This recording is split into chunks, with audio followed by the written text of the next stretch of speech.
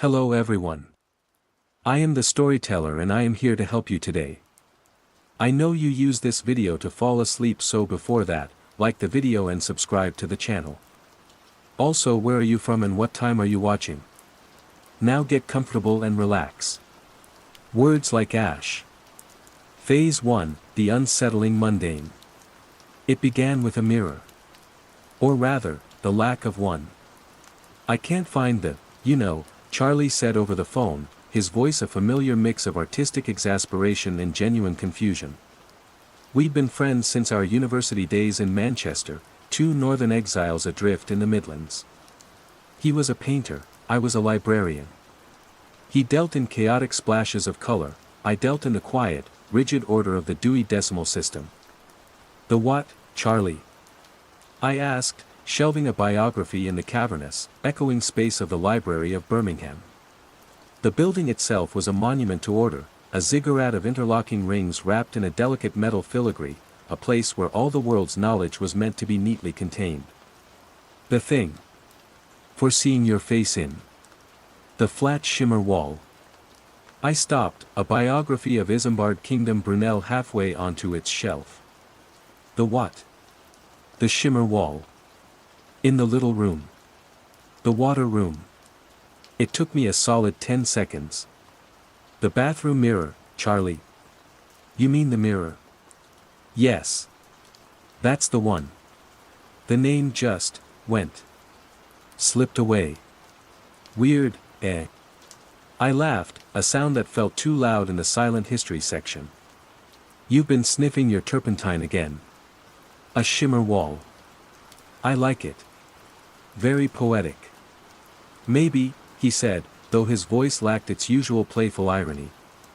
Anyway, I'll call you back. I need to find my foot sleeves. Socks, Charlie. They're called socks. He hung up. I shook my head, smiling. That was Charlie. His head was so full of cadmium yellows and phthalo blues that there was sometimes little room for the mundane. I finished my shift, the incident nothing more than a funny anecdote I'd probably forget by morning. My life in Birmingham was one of routine, a carefully curated defense against loneliness. I lived in a small flat in the Jewellery Quarter, a district of red brick workshops and quiet Georgian squares where the silence at night was broken only by the distant wail of a siren. My days were spent in the library, a temple of words. My evenings were spent reading, listening to podcasts, and occasionally braving a pint at a pub by the canals that snaked, dark and secret, through the city's heart. I found comfort in the precision of language, in the knowledge that a book about ancient Rome would always be at 937, and a text on astrophysics would be at 523.1. Language was the architecture of reality, and I was one of its humble custodians.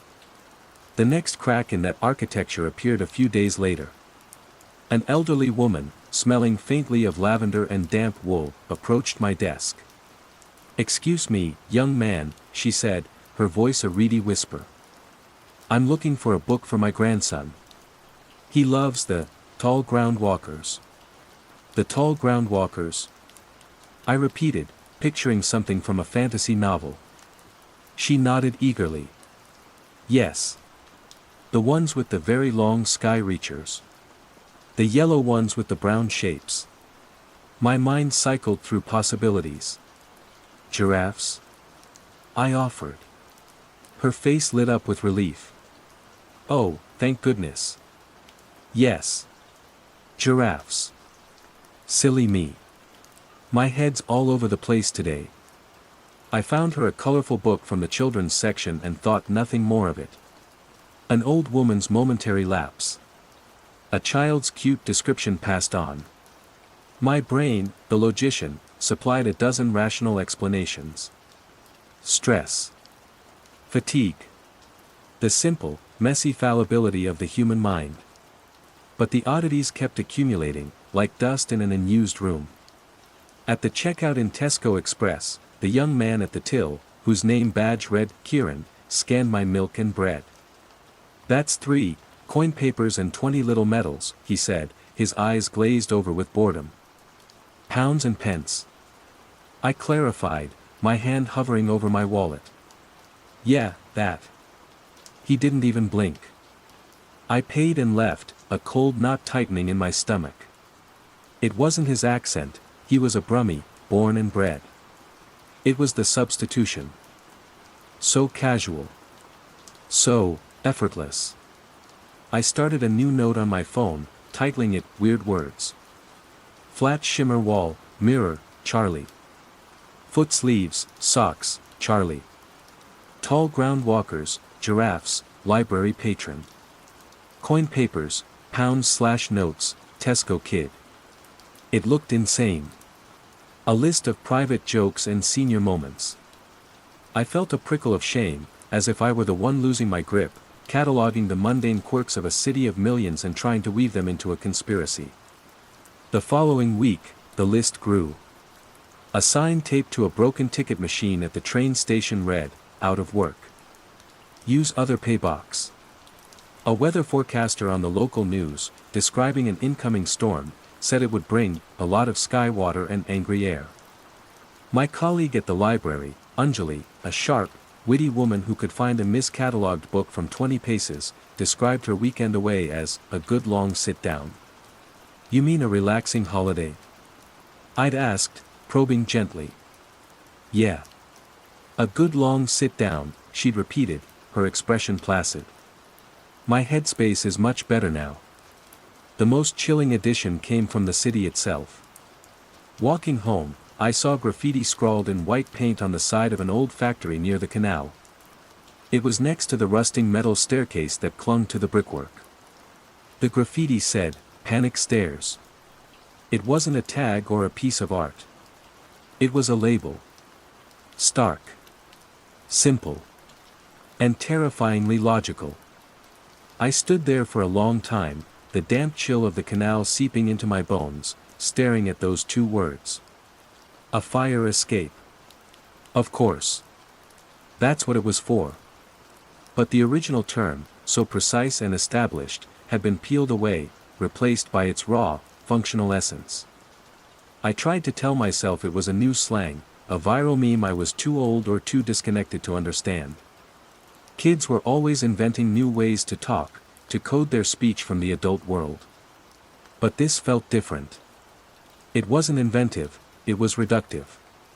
It wasn't about creating new meaning, but about losing the old. It was a hollowing out. That Friday, I met Charlie for a drink. He'd chosen a pub in Digbeth, all exposed brick and filament bulbs, the air thick with the smell of craft beer and fried food. He was already there when I arrived, nursing a pint and staring intently at a framed print on the wall. "Leo," he said, not turning. "Look at this. The colors are all wrong." I looked at the print, an abstract piece of swirling blues and greens. "What do you mean?" "It's an abstract, Charlie. The colors are whatever the artist wanted them to be." He finally turned to me, and I saw the fear in his eyes. It was the first time I'd seen the fear. In everyone else, there had been a strange, unsettling placidity. But Charlie was still fighting. "No, not the art. The word. The word for it. It's the color of deep water. The sad color. Blue." I whispered. He seized on it like a drowning man. "Blue. Yes. Blue. God, it floated away from me." He took a long, shaky gulp of his beer. "It's happening more and more, Leo. The names for things are coming unstuck." We sat for 2 hours, and it was like talking to a man whose dictionary was actively being shredded. He called his painting a color square. The spicy chicken wings we ordered were fire meat. His landlord was the rent man. Each substitution was a small blow, a tiny deletion from the shared world we were supposed to inhabit. He tried to describe a new piece he was working on. "It's about the big city feeling," he said, his hands fluttering, trying to paint the concept in the air between us. "You know, the feeling of being a small person in a big people place." "Alienation?" I suggested. "Or maybe anomie." He just stared at me, his face blank. The words, my precise, academic words, were meaningless to him. They were just sounds. No, he said finally, shaking his head. It's just, the big empty feeling. I walked him to the station, the conversation dwindling into monosyllables and pointing. As his train pulled away, he looked at me through the glass, his face pale under the fluorescent lights. He mouthed something, but no sound came out. It looked like he was trying to say my name. I walked home along the canals. The water was black and still, reflecting the sodium orange of the streetlights in distorted, wavering lines. For the first time, my own flat, my sanctuary of order, felt like a foreign country. I stood in front of my bathroom mirror, my flat shimmer wall, and looked at my reflection. My name is Leo, I said, my voice sounding thin and brittle. I am a librarian. This is a mirror. I repeated it, over and over, like a prayer. But the words felt strange in my mouth. They felt heavy, like stones. Or like ash. Underscore underscore underscore underscore underscore underscore underscore underscore underscore underscore underscore underscore underscore underscore underscore underscore. Phase 2, Growing Awareness and Isolation. The notebook became my Bible and my burden. I switched from my phone to a physical, black moleskine, its creamy pages a small comfort in a world of dissolving certainties. I filled it with a frantic, spidery script, documenting every linguistic aberration I encountered. The entries grew more frequent, more alarming. Bus driver to passenger, you need the far place paper for that. Travel pass. Butcher's sign, good body meat for the sit and eat. Dinner. My own internal monologue, terrifyingly, I need to put on my outside skin jacket. That last one had frozen me in my own hallway for a full minute, my hand hovering over the coat rack. The thought hadn't felt foreign. It had felt natural, a logical descriptor bubbling up from some deeper, more primitive part of my brain. I had to force the word jacket to the surface. It took effort.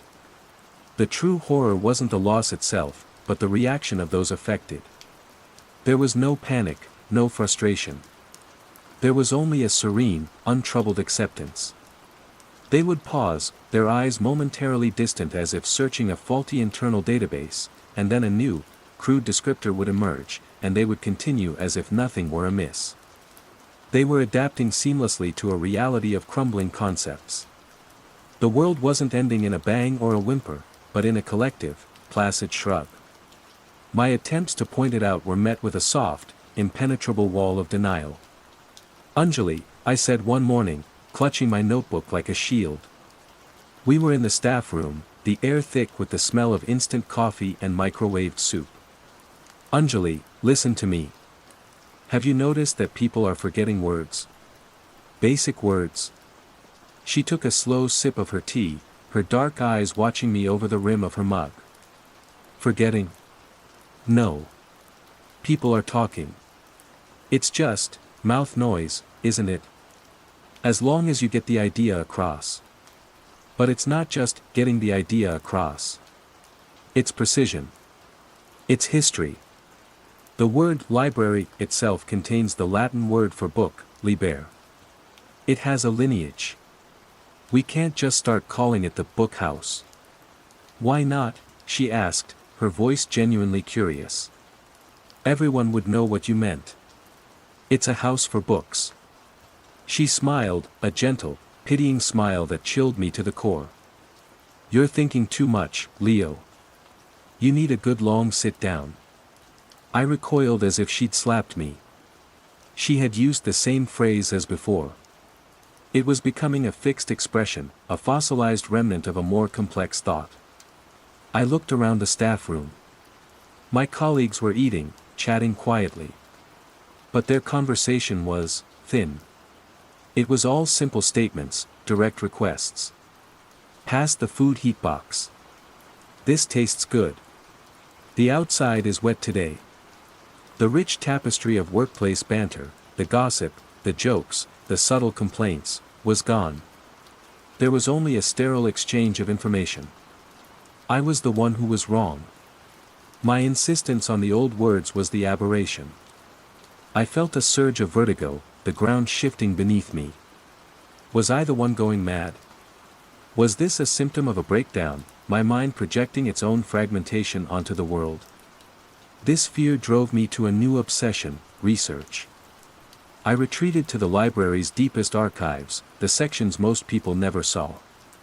I searched for anything: mass psychological events, linguistic anomalies, historical accounts of semantic decay.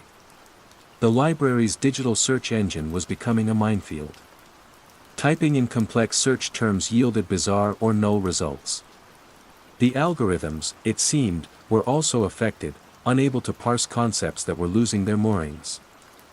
I had to resort to old-fashioned, manual searching, pulling down dusty academic journals from the 70s and 80s. Most of it was a dead end. But then, in a bound collection of papers from a forgotten University of Birmingham symposium on neurolinguistics, I found it. A single paper, tucked away at the back. Its title was Semantic Entropy and the Logos Rot. The author was a Dr. Eris Thorne. The paper was dense, almost impenetrable, but the abstract was a lightning bolt. Thorne hypothesized a theoretical condition where the cognitive link between a signifier, the word, and the signified, the concept, could decay, not through brain damage, but through a kind of informational plague. He described the potential for a cascading failure, where the loss of one key abstract concept could destabilize the words associated with it, leading to a slow, inexorable collapse of complex language into primitive, functional descriptions. The paper had been dismissed by his peers as unsubstantiated fear-mongering. The editor's note mentioned Thorne had retired from the university shortly after, following a professional dispute. A name. He had given it a name. Logos Rot. The word itself felt validating, a solid piece of language in a dissolving world. Finding Thorne became my secondary mystery, my subplot, my desperate hope for an ally. There was no digital footprint for him past the late 90s. No social media, no recent publications. I eventually found an old staff directory in the library's own administrative archive. It listed a home address in the Jewellery Quarter, not far from my own flat. It took me 2 days to work up the courage to go. The house was a tall, narrow Victorian terrace, its brickwork stained dark by a century of industrial grime. The windows were dirty, and a tangle of dead ivy clung to the facade. It looked like a place that had given up. I rang the bell. For a long time, nothing happened. I was about to turn away when I heard the rattle of a chain and the groan of multiple locks being undone. The door opened a crack, and a pair of sharp, paranoid eyes peered out. "What?" a voice rasped. "Dr. Thorne. Dr. Eris Thorne." I stammered. "Who's asking?" "My name is Leo. I work at the library. I read your paper. The one on semantic entropy." The eyes narrowed. "That was 30 years ago. Go away." He started to close the door. In desperation, I thrust my notebook into the gap. "Please," I said, my voice cracking. "I think it's happening. Now." The door stopped. The eyes flicked down to my open notebook, scanning the page. I had it open to my most recent entries: panic stares, sky water, big empty feeling. He was silent for a full minute. The only sound was the distant hum of traffic from the ring road. Then, the chain rattled again, and the door swung inward. "Get in," he said. "And don't touch anything." The inside of the house was a controlled chaos of books, papers, and whiteboards. Every available surface was covered. The air smelled of dust, old paper, and something metallic, like ozone. Thorne was a thin, wiry man in his late 70s, with a shock of untamed white hair and a cardigan worn through at the elbows. He moved with a twitchy, bird-like energy.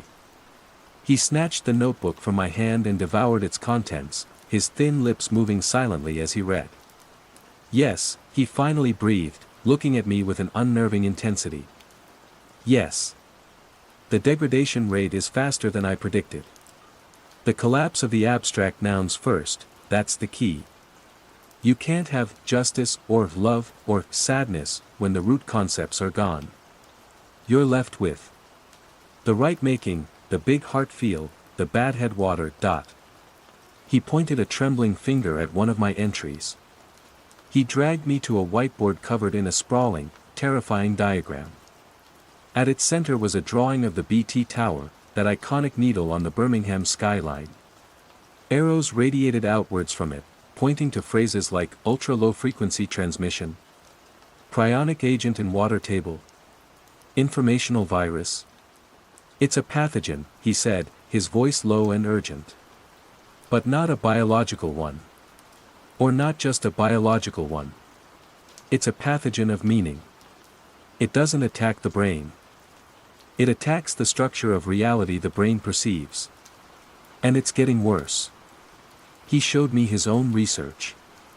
He had water samples from the canals lined up on a windowsill, a Geiger counter that clicked intermittently, recordings of strange, low-frequency hums captured from his attic. He was a paranoid recluse, but he was a brilliant one. And he believed me. The relief was so profound it almost brought me to my knees. I wasn't alone. But my isolation from the world outside Thorne's dusty fortress only deepened.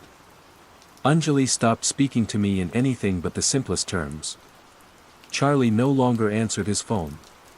The news broadcasts became a surreal pantomime, anchors smiling blankly as they described complex political events using the vocabulary of a toddler.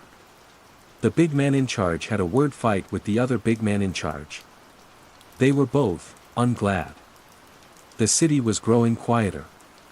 The lively cacophony of brummy chatter was being replaced by something else. A low, resonant hum that seemed to emanate from the very fabric of the streets, a sound I'd barely noticed before but which Thorne's paranoia had now tuned my ears to. It was a sound you felt in your teeth. One evening, Thorne called me, his voice tight with panic. The vector. I think I've found the vector. What is it? I asked, my heart hammering. The filigree, he whispered. The skin on your library. And the new trams. The metallic patterns. They're not just decorative, Leo. They're antennae. They're receiving something. And rebroadcasting it. I looked out of my window, towards the city center. The Library of Birmingham, usually lit up in vibrant colors, was dark. But in the twilight, I could just make out its intricate metal latticework. It did look like an antenna. A vast, silent receiver, waiting for a signal from a dying star. And I worked right in the middle of it. I was a bug trapped in the web. Underscore underscore underscore underscore underscore underscore underscore underscore underscore underscore underscore underscore underscore underscore underscore underscore. Phase 3, the nature of the threat and escalation. The Library of Birmingham, my sanctuary, became my tomb. The change was profound and swift.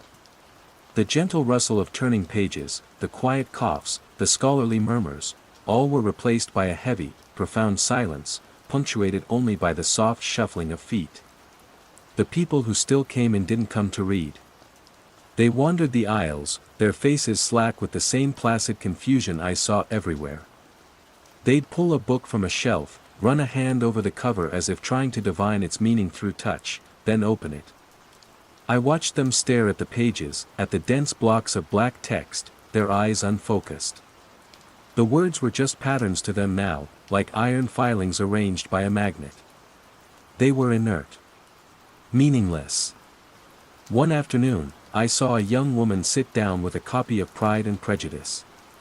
She stared at the first page for 10 minutes, her expression unchanging. Then, with a slow, deliberate motion, she closed the book, placed it on the floor, and began tracing the geometric pattern of the carpet with her finger. Over and over. A perfect, silent loop. She was not distressed. She seemed, if anything, content. She had found a new, simpler text to read. The logos rot, as Thorne called it, was no longer just about loss. It was about replacement. A new, primitive order was emerging from the ruins of the old. This was the most terrifying insight Thorne gave me. They're not regressing to apes, Leo, he'd explained, pacing his cluttered study, his words starting to fray at the edges. They're recalibrating to a different kind of consciousness.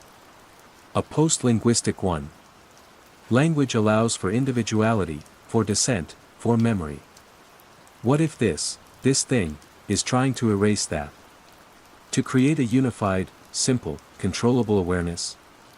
His own magnificent vocabulary, the very tool of his genius, was beginning to crumble. He started referring to his complex diagrams as the idea maps. His carefully labeled water samples became the wet things. His fear was still there, a sharp and burning thing, but his ability to articulate it was failing. He was a cartographer watching his own map burn. The sound waves, from the big pointy thing, they changed the head stuff, he told me during one increasingly fractured phone call. The BT tower had become his monolith, the source of all evil. My alliance with him, my only anchor, was dissolving. He was becoming another one of them, just with a more detailed memory of what was lost. His paranoia was a ghost limb, twitching with a pain whose source he could no longer name. The last time I saw him, he was standing at his window, staring out, tapping his finger against the glass in a complex, rhythmic pattern. He didn't seem to recognize me. The new order was becoming more organized. I started noticing it on my walks through the city, which I took now only when necessary. People would stop in the street and stare at the flickering of a faulty streetlight, their heads cocked at the same angle, as if listening to a silent symphony. In Victoria Square, I saw a group of about 20 people standing in a loose circle, humming. It wasn't a tune. It was a single, low-frequency note, the same one I felt in my teeth, the one that seemed to emanate from the ground itself. They were harmonizing with the city's new voice. They were communicating. Not with words, but with patterns, with resonance, with shared, unnerving stillness. The desire to escape became a physical ache, a desperate, primal urge. But escape to where? Was this contained to Birmingham? Was the M6 a firewall? Or was it everywhere, just spreading from this epicenter? The question was answered by a phone call. I hadn't dared to call my parents, who lived in a quiet village in Cumbria, for weeks. I was terrified of what I might hear, or worse, what I might not be able to say. But the isolation became unbearable. I had to know if the world outside my cage still existed. I dialed the number, my hand shaking. The line was full of a strange, whispering static, but it rang. Hello. My mother's voice. Clear. Crisp. Normal. Mom. It's Leo. Leo. Darling. We were just thinking about you. How are you? How's work at that magnificent library? Magnificent. The word was a bomb, a complex, beautiful, multisyllabic miracle. Tears pricked my eyes. It's fine, Mom. It's good. I couldn't tell her. How could I? Hello, Mom, the city is forgetting how to speak, people are humming at the lampposts, and I think the library is an alien antenna. I would be sectioned. You sound tired, love, she said, her maternal concern a sharp pain in my chest. Are you eating properly? Remember that delicious steak and ale pie we had when we visited? You should treat yourself to one of those. Steak and ale pie.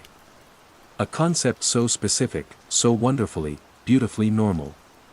We talked for 10 minutes. She spoke of village fates, of her squabbles with the parish council, of a documentary she'd watched on the fall of the Ottoman Empire. A world of intricate detail and shared history. A world that was still intact. When I hung up, the silence of my flat was absolute. The humming from the street seemed louder, more insistent. I was trapped on an island. The logos rot was a local contagion. And I had to get out. The decision galvanized me. The apathy that had been creeping into my own mind receded, replaced by the pure, clean energy of survival. I went to a cash machine, taking out as much as it would allow. Coin papers. I pushed the thought down. I packed a small rucksack, a change of clothes, a bottle of water, the remains of my cash, and my black notebook. It was my witness, the only proof that I wasn't insane. The last thing I packed was my father's old A to Z road atlas of Great Britain. I couldn't trust my phone. The names of the towns, the roads, the little digital labels, they were just words. They could disappear. But the lines on the paper map, the ink pressed into the page, felt more permanent. My confrontation would not be with a person or a monster. It would be with the city itself. A desperate flight from a place that was actively trying to erase the part of me that made me human. I looked out of my window one last time. The lights of the city were a smear, the familiar landmarks losing their names in my mind, becoming just the tall building, the round place, the big road. I had to leave before I forgot the word for home. Underscore underscore underscore underscore underscore underscore underscore underscore underscore underscore underscore underscore underscore underscore underscore underscore. Phase 4, Confrontation/Revelation and Aftermath. The escape began at dawn. The sky was the color of a bruise, a flat, washed-out gray. The air was cold and still. The usual roar of the Aston Expressway was absent, replaced by that ever-present, bone-deep hum. Getting to my car, parked 2 streets away, was the first trial. The few people I saw moved with a slow, meandering purpose, like sleepwalkers. They didn't make eye contact. Their gazes were fixed on middle distances, their faces empty. I felt like a ghost, a frantic anomaly in their serene, silent world. Driving was a nightmare of interpretation. The road signs were still there, physically, but their meaning was compromised. A large gantry sign over the ring road that should have pointed towards the M5 South and M6 North was partially obscured by a hastily sprayed white line. Below it, scrawled in the same crude lettering as "Panic Stairs," were the words, "Big Road Away." Which way? North or south? Away was all the information this new world offered. I clutched my paper atlas, the crisp pages a tangible link to a reality I was fleeing. I couldn't ask for directions. I tried it on a man standing at a bus stop, pointing towards a junction. The M5? I'd asked. He'd looked at me, then at where I was pointing, and simply grunted, a short, glottal sound of acknowledgement, before his attention was captured by the rhythmic blinking of a pedestrian crossing light. I navigated by instinct, by the sun's weak position in the sky, by the sheer physical shape of the roads on the map. I was reading the city's bones, not its language. Every turn was a gamble. My car, a mundane Ford Fiesta, felt like a spaceship traversing a hostile, alien planet. The radio was useless, emitting only static and the occasional snippet of a voice speaking in broken, simplistic phrases. The sky color is not bright. Stay in the people boxes. A public service announcement from the heart of the rot. After what felt like an eternity of wrong turns and backtracking through silent suburbs, I saw it. The sign for the M5 South. The letters were clear, untouched. A wave of relief so intense it made me dizzy washed over me. I pressed down on the accelerator, the engine whining. This was my confrontation, the city's edge. I expected a barrier, a checkpoint, something. Instead, I found a roadblock of a different kind. 2 police cars were parked haphazardly across the slip road, their lights off. Half a dozen officers stood beside them, not checking cars, not directing traffic. They were simply standing there, facing back towards the city. Their arms were slack at their sides, their expressions identical to the humming crowds in the square. They were sentinels, or perhaps just prisoners on the very edge of their cage. They were not stopping anyone. They were a porous border, a warning. A cold dread, far worse than anything I'd felt before, crept over me. What if it wasn't contained? What if the quarantine was a fiction of my own desperate mind? What if leaving wasn't an escape? I drove slowly past them. None of them turned. They just watched the city, their city, as it sang its new, silent song. Then I was on the motorway, the car picking up speed, the landscape changing to green verges and open fields. I looked in my rearview mirror.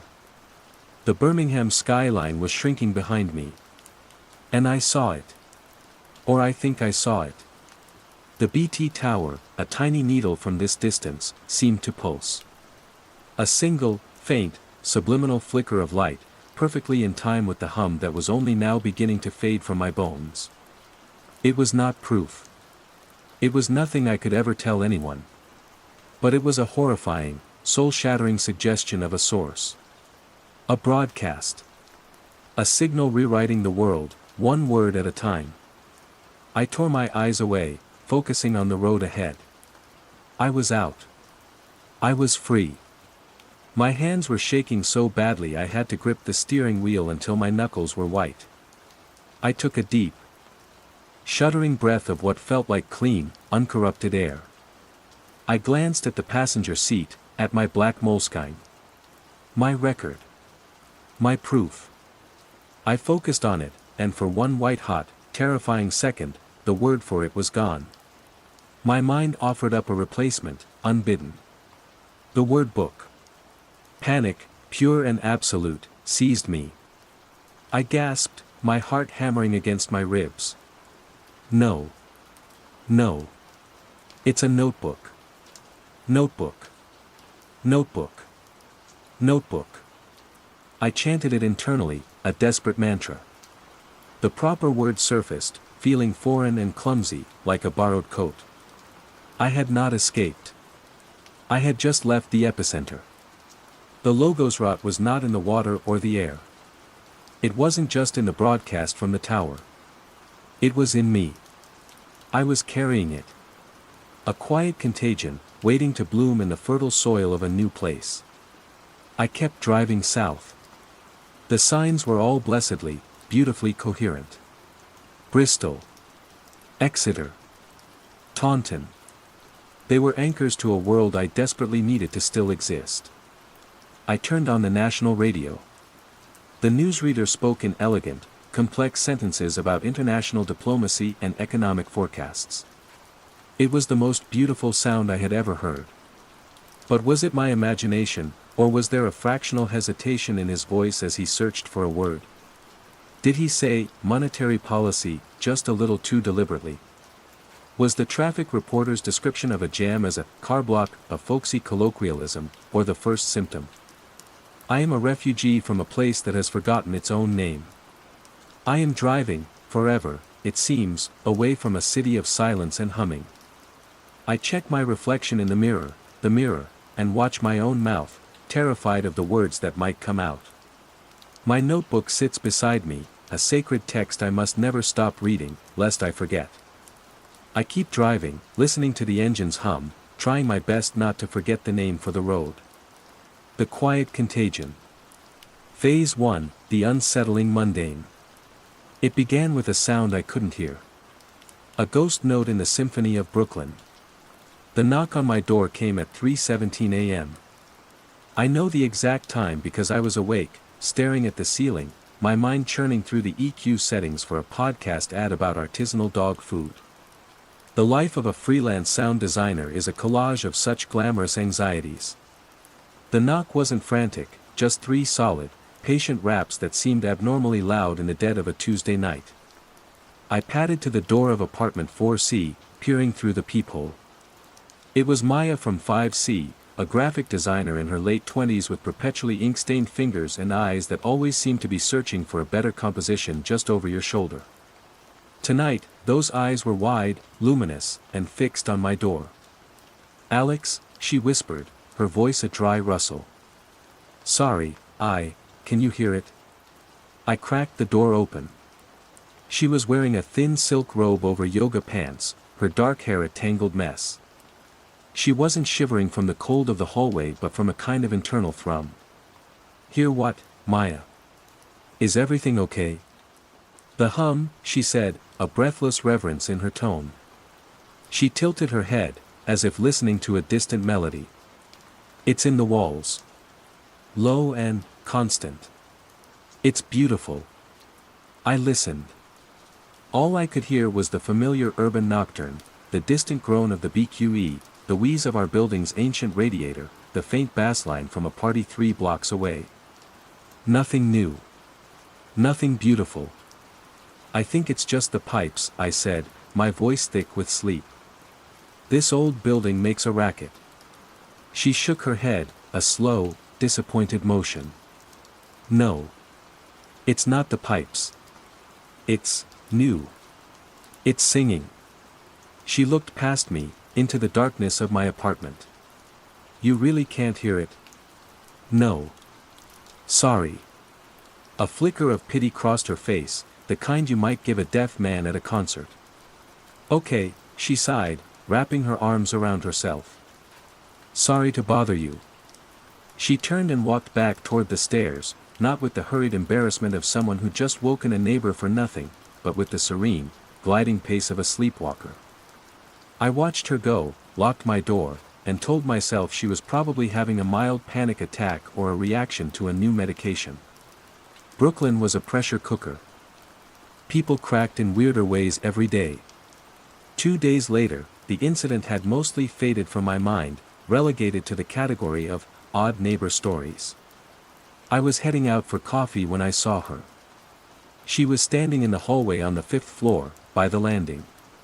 Her back was to me, but she was unnervingly still. As I got closer, I saw what she was doing. Her head was cocked, her cheek and ear pressed firmly against the plastic casing of the hallway light switch. A faint, beatific smile graced her lips. Her eyes were closed. Maya? I asked, my voice cautious. She didn't flinch. Her smile widened slightly. It's so clear here, she murmured, her voice vibrating against the wall. The current, it's the main artery. A cold spike of unease drove straight through my gut. This wasn't a panic attack. This was something else. I told myself it was a breakdown, a psychotic break. Tragic, but understandable. I'd call the super, Mr. Henderson, maybe suggest a wellness check. I backed away slowly and hurried down the stairs, the image of her serene, senseless devotion burned into my vision. For the next week, life returned to a fragile normalcy. I finished the dog food ad, started a new project remastering audio for an indie documentary, and tried to avoid the 5th floor. I saw Maya once, through the window of her apartment as I was coming home. She was sitting in a chair, not reading or watching TV, just staring at a floor lamp, her head tilted at that same listening angle. I shuddered and went inside. It was a Thursday night when my world began to quietly unravel. I was at my mixing desk, headphones on, trying to isolate a faint microphone hiss from a recorded interview. I looped a 2-second clip of silence, cranking the gain. Hiss, hiss, hiss. Standard stuff. Then, I took the headphones off, plunging my apartment into silence. But it wasn't silent. Beneath the quiet, there was something else. A low, steady drone. So low it was almost a feeling, a vibration in my jawbone. I froze. It was the frequency of a large refrigerator's compressor, but deeper, purer. A perfect B-flat, humming just at the edge of my perception.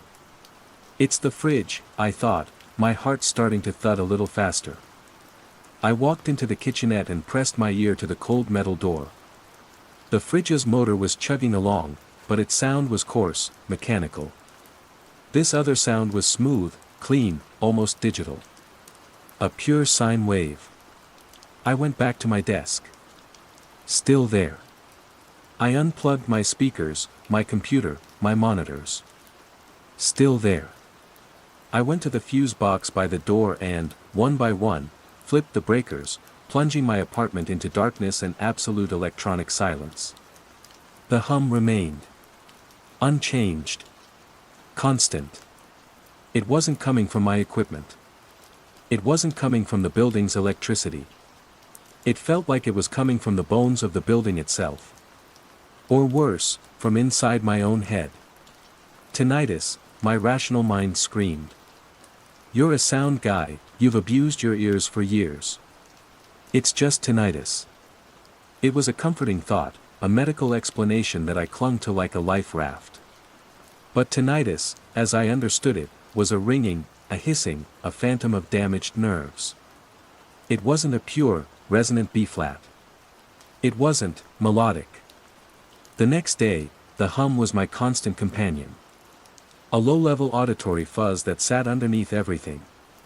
The screech of the subway train, the chatter of the cafe, the dialogue of the film I watched that night, they were all just layers of noise laid over the fundamental, unwavering hum. I tried to explain it to my friend Liam over beers. It's like, you know the sound of a CRT television when it's on but the screen is black? I said, leaning forward, desperate to make him understand. It's like that, but lower. And it feels physical. Liam, a high school history teacher with a healthy dose of skepticism, took a long sip of his IPA. Dude, you've been working 16-hour days. You're stressed. And you literally play with noise for a living. It's textbook auditory fatigue. Or tinnitus. See an audiologist. But Maya from 5C, she heard it too, I insisted. She called it beautiful. And you said yourself she's having some kind of breakdown. Maybe you're just suggestible. Power of suggestion, right? She planted the idea in your head, and now your stressed out brain is filling in the blanks. His logic was infuriatingly sound. It was the most likely explanation. But it didn't feel true. My reality was a finely tuned machine, and a new, unauthorized gear had been added to its workings, grinding away at the silence. I started documenting it. In a small black notebook, I logged its perceived intensity, the time of day, and my emotional state. October 26, 11:40 p.m. Hum is steady. Seems louder tonight. Felt a strange sense of calm listening to it for a moment. Shook it off. This is not normal. October 28, 8:15 a.m. Woke up with it. It was the first thing I heard. Tried to play white noise to mask it, but it's like trying to cover a black line with white paint. You can still see the shape of it underneath. The world was bifurcating into two groups, those who lived in blissful ignorance, and me. And Maya. One afternoon, I was walking past the building's laundry room in the basement. The door was propped open. Inside, Mrs. Gorski from 3B was folding her laundry. She was a stern, gray-haired woman who communicated primarily through disapproving sighs. But today, she was different. She was humming. A single, low note. A perfect B-flat. She was humming along with it. I stopped dead in the doorway. She didn't notice me. Her eyes had a distant, placid look. She wasn't just humming a random tune. She was in harmony with the sound in my head. Mrs. Gorski. She turned her head slowly, her eyes taking a moment to focus on me. The humming stopped. Mr. Evans, she said, her voice flat. That tune you were humming, I said, trying to sound casual. It's catchy. What is it? A flicker of something crossed her face. Not confusion. More like a secret shared and then instantly regretted. Nothing, she said sharply, turning back to her folding with a dismissive snap of a sheet. Just an old song. I backed away, a fresh wave of cold dread washing over me. It wasn't just me. And it wasn't just Maya. It was spreading. A quiet, melodic contagion. And for the first time, I felt a tremor of real fear. This wasn't a breakdown or tinnitus. This was something happening to us. We were being tuned. Underscore underscore underscore underscore underscore underscore underscore underscore underscore underscore underscore underscore underscore underscore underscore underscore. Phase 2, Growing Awareness and Isolation. My apartment, once a sanctuary, became my laboratory. My work as a sound designer gave me the tools, and my burgeoning obsession gave me the motive. I set up my sensitive condenser microphone on a stand in the middle of my living room, plugged it into my audio interface, and routed the signal to my laptop. I put on my best studio headphones and slowly turned up the preamp gain. The familiar room noise swelled, the radiators hiss, the distant traffic, the creak of the floorboards above. But as I pushed the gain higher, the hum rose from the noise floor, clean and undeniable. I hit record. On the screen, the waveform scrolled by. I expected a jagged, complex line, the typical signature of ambient sound. What I got was a thing of impossible purity. A perfect, undulating sine wave. It looked like a diagram from a physics textbook. There were no artifacts, no distortion, no decay. It was the kind of pure tone that engineers spend millions to create in anechoic chambers. And it was emanating from the very fabric of my 100-year-old Brooklyn brownstone. I spent hours analyzing it. I ran a spectral analysis and found the fundamental frequency was exactly 60 Hz, the B-flat I'd been hearing. But there was more. Faintly, almost imperceptibly, there were harmonics. Overtones at 120 Hz, 180 Hz, 240 Hz. It was a perfect harmonic series, an acoustic fingerprint of mathematical precision. It wasn't noise. It was a signal. My attempts to find an external source became frantic. I bought a handheld EMF meter, waving it around my apartment like a divining rod. The readings were highest near electrical outlets and wiring, which made sense. But they were also strangely high in the dead center of the room, far from any source. The hum was everywhere. My isolation deepened. Liam stopped asking about the hum and started asking if I was seeing someone. Not for dating. Our calls grew shorter, strained by the chasm of my new reality. The world outside my building felt like a foreign country, its citizens blissfully unaware of the subtle symphony I was now forced to conduct my life around. The infected, the listeners, I started calling them in my notebook, were growing in number. It was in the small things. The checkout guy at the bodega, tapping his fingers on the counter in a slow 3/4 time that matched a new pulse I detected in the hum. The delivery guy who lingered on my doorstep for a half-second too long, his head cocked, a faint smile on his face, before shaking it off and handing me my food.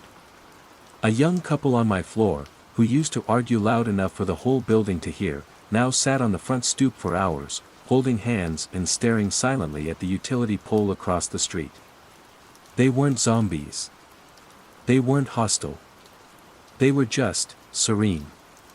Disconnected from the jittery, anxious rhythm of city life and tuned into something else. Something slower, deeper. When I tried to engage them in conversation, their responses were placid, vaguely dismissive. Their eyes would drift toward a wall, a lamp, a patch of humming air. It was like talking to someone who was simultaneously listening to a captivating piece of music on invisible earbuds.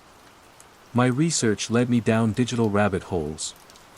I started with scientific papers on psychoacoustics and mass hysteria, then drifted into forums about the Taos hum and other unexplained auditory phenomena. Most of it was useless. But then, buried deep in a message board dedicated to anomalous signal intelligence, I found it. A thread titled The Carrier Wave. The original post was from 3 years ago, by a user named SignalSeeker7. Subject, The Carrier Wave. Is anyone else picking this up? It's not radio. It's not infrasound. It's a constant, low-frequency signal. A pure 60 Hz sine wave with complex harmonic data. Started hearing it 6 months ago. At first I thought it was my equipment.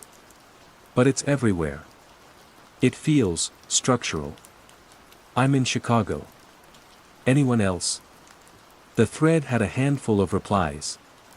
A guy from Bristol who thought it was a government experiment. A woman from Tokyo who blamed a new type of cell tower. Most of the replies were dismissive. But the technical details matched mine perfectly. The 60 Hz fundamental. The harmonics. The feeling that it was structural. The most recent post was from 2 weeks ago. It was Signal Seeker 7 again. Subject, the carrier wave. It's changing. The harmonics are resolving into patterns. It's not just a signal anymore. It's a language. I think I'm beginning to understand it.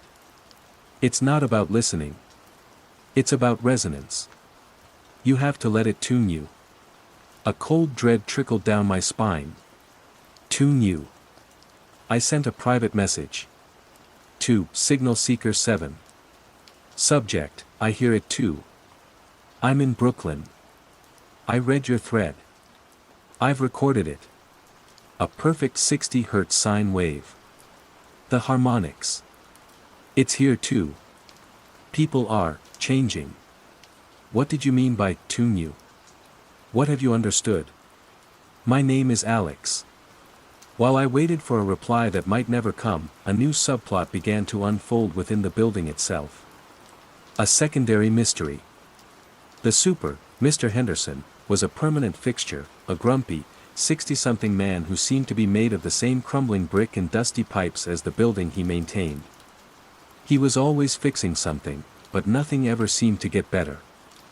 I'd cornered him about the hum a week ago. There's a weird electrical noise in my apartment, Mr. Henderson. A really low hum. Could you check the wiring? He'd given me a long, flat look, his eyes like dirty glass. Building's old. It makes noise. This is different. It's constant.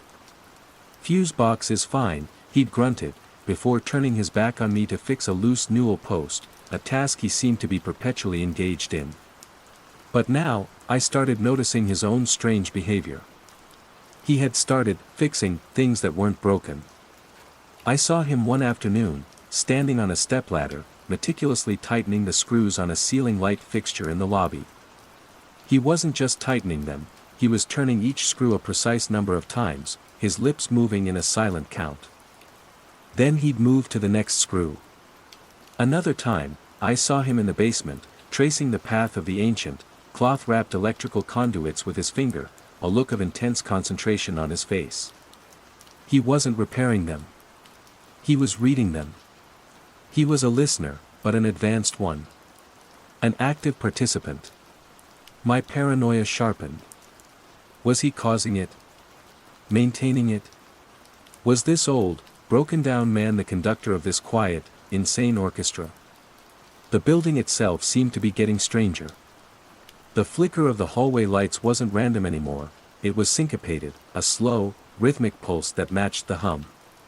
One evening, staring out my window, I noticed that the shadows cast by the street lamp on the building across the street were wrong. They stretched at impossible angles, converging on a point in mid-air for a split second before snapping back to normal. I blinked, convinced my eyes were playing tricks on me, but the sense of profound wrongness lingered. The mundane world was starting to fray at the edges. Then, I got a reply. From Signal Seeker 7. Subject, I hear it too. Alex. Thank God. I thought I was alone. My name is Sarah. Don't try to fight it. That's what I got wrong at first. Fighting it is like trying to shout over a whisper, you just exhaust yourself. You have to listen. The patterns aren't language in a human sense. They're instructions. Blueprints. For what, I don't know yet. But it's a process of alignment. What are the others like in your building? The ones who can hear. My fingers flew across the keyboard, a torrent of observations pouring out of me, Maya and the light switch, Mrs. Gorski humming, the silent couple on the stoop, the rhythmic flicker of the lights. It was an incredible relief, a release of pressure that had been building for weeks. I wasn't alone. There was another sane person out there. We exchanged a flurry of emails over the next 2 days. Sarah was an electrical engineer. Her technical knowledge dwarfed mine. She'd been mapping the harmonic shifts, trying to decode them. Sarah, it corresponds with local power grid fluctuations, but inversely. When the grid load is high, the signal becomes simpler, more restful. When the grid is quiet, in the middle of the night, the harmonics become incredibly complex. It's like it's using the absence of our own noise to broadcast something more detailed. Alex, I think our super is involved. He's doing things. Adjusting the building's wiring. He's not just listening, he's working for it. Sarah, be careful, Alex. The ones who are fully aligned, they're not the same. They're passive, but they're also protective of the signal. They are its nodes. Its custodians.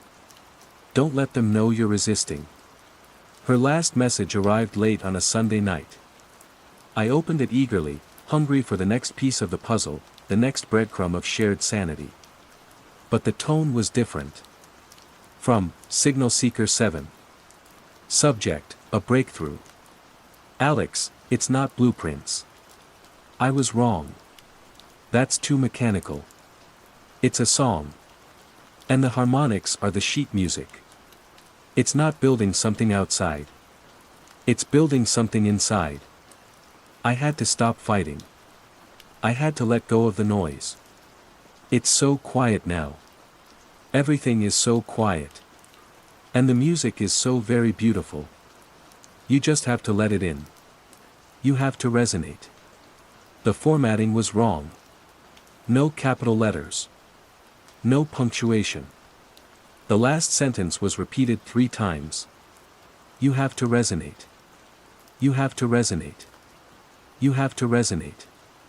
I stared at the screen, a cold pit opening in my stomach. The language was hers, but the sentiment was Maya's. It's beautiful. I messaged her back instantly, then again an hour later. No reply. The next day, I tried again. Silence. Signal Seeker 7 was gone. Sarah was gone. She hadn't been a fellow survivor. She was just another casualty, a few weeks ahead of me on the same quiet path. The lifeline she'd thrown me had just been the end of her own rope. I was completely, utterly alone again. And I finally understood. The hum didn't want to be analyzed. It didn't want to be understood. It wanted to be joined. And it was incredibly, terrifyingly patient. Underscore underscore underscore underscore underscore underscore underscore underscore underscore underscore underscore underscore underscore underscore underscore underscore. Phase 3, the nature of the threat and escalation. Sarah's surrender galvanized me. My grief for her, a person I'd never met, curdled into a hard, defiant resolve. I would not resonate. I would not be tuned. If this thing was a signal, I would find a way to jam it. If it was a song, I would become noise. My focus shifted from the hum itself to its apparent nexus, the building. Specifically, Mr. Henderson and the basement he guarded. The laundry room was accessible, but a heavy, steel-clad door at the far end of the corridor was always padlocked. A faded sign stenciled on it read, "Boiler Room and Electrical. Authorized personnel only. Henderson's Sanctum." My first attempt was pathetic. I bought a set of lockpicks online and spent a frustrating night scratching at the padlock, succeeding only in scraping the metal and my own knuckles. The hum seemed to mock me, its steady B-flat a low, throbbing chuckle. I could feel the listeners above me, sleeping their serene, resonant sleep. I changed tactics. I began to watch Henderson, studying his routine with the obsessive focus of a spy. He was a creature of habit. He made his rounds at 7 a.m., 1 p.m., and 9 p.m. He always carried a large, jangling ring of keys. He was slow, methodical, but never careless. During this surveillance, the hum began to escalate. It was no longer just a passive, ambient sound. It was becoming active. One afternoon, while I was working, the hum intensified abruptly, the harmonics sharpening into a piercing chord. My teeth vibrated, and a wave of vertigo washed over me. I grabbed my desk to steady myself. At the same moment, every electronic device in my apartment with a speaker, my laptop, my phone, my TV, emitted a single, loud click. Then silence. The hum returned to its normal level. It was a demonstration of control. A flex. I am in your walls, in your wires, in your air. The listener's behavior grew more coordinated. It was subtle, but unmistakable. One evening, I peered out my window and saw it. On the street below, 3 of my neighbors, the silent couple from my floor and a man from 2A, were standing near the curb. They weren't talking. They were all staring at a manhole cover. A few minutes later, Mrs. Gorski came out of the building and joined them. She stood perfectly still, her hands clasped behind her back, her gaze fixed on the same iron circle in the asphalt. A silent congregation. What were they doing? Waiting? Receiving instructions? It was like watching a colony of insects responding to a pheromone I couldn't smell. My chance came on a Tuesday. A water pipe burst on the 3rd floor, a real emergency that had water leaking through the ceiling of the apartment below. Henderson was frantic, more agitated than I had ever seen him. He was shouting into his phone, trying to get a plumber. In his haste, leaving the basement door unlocked, he forgot his keys. They were hanging from the lock on the boiler room door. My heart hammered against my ribs. This was it. I waited until he was distracted, arguing with the tenants on the 3rd floor, then slipped down the stairs to the basement. The air was cool and damp, thick with the smell of wet earth and ozone. The hum was louder here, a palpable pressure against my eardrums. It felt like I was standing inside the body of a giant cello. The keys were there. I fumbled with the ring, my hands shaking, trying key after key in the heavy padlock. Finally, one slid in. The lock clicked open with a sound that was deafening in the charged silence. I pulled the heavy door open and stepped inside. The boiler room wasn't what I expected. The hulking, ancient boiler was there, cold and silent. A cluttered workbench stood against one wall. But the center of the room was dominated by something else. It was a tangled, chaotic mass of wiring. Thick, black, cloth-wrapped cables from the turn of the last century were interwoven with modern Romex and coaxial cables. They snaked across the floor, up the walls, and into the ceiling, converging on a central point. This nexus wasn't a modern junction box. It was a grotesque node of copper, brass, and some dark, pitted metal I didn't recognize. Old bus bars were bolted to a slate backboard, and from them, hundreds of smaller wires sprouted like fungal hyphae, burrowing into the building's foundation. It looked less like an electrical system and more like the petrified nervous system of some colossal, long-dead beast. And at its heart, a single, large vacuum tube, a type I had never seen before, with a filament that glowed with a soft, violet light, pulsed in perfect time with the hum. This was the source. Or at least, the amplifier. A strange, hybrid altar of archaic and modern technology, built and modified over decades. It's beautiful, isn't it? I spun around. Mr. Henderson was standing in the doorway, his face calm, his earlier agitation gone. He wasn't angry. He was welcoming. The original DC wiring, he said, his voice a low rumble that harmonized with the hum. He stepped into the room, his eyes fixed on the glowing tube. Edison's dream. They laid it under the whole city. Most of it's gone now. Decommissioned. But not here. Here, it found a new purpose. What is this? I breathed, my voice barely a whisper. What are you doing? Maintaining, he said simply. He ran a hand gently over one of the thick, black cables. The signal was always there. Faint. A whisper in the earth. But the old grid, it gave it a voice. And this building is a perfect resonator. I'm just the caretaker. I keep the channels clear. The signal, what is it? I demanded. Henderson turned to look at me, and for the first time, I saw the true depth of his alignment. His eyes weren't blank like Maya's, they were filled with a vast, serene, and utterly inhuman intelligence. "It's coherence," he said. "The world is so noisy, Mr. Evans. Full of meaningless static. People shouting, wanting, fearing. All that chaos. The signal, it smooths the edges. It cancels the noise. It offers a single, perfect clarity.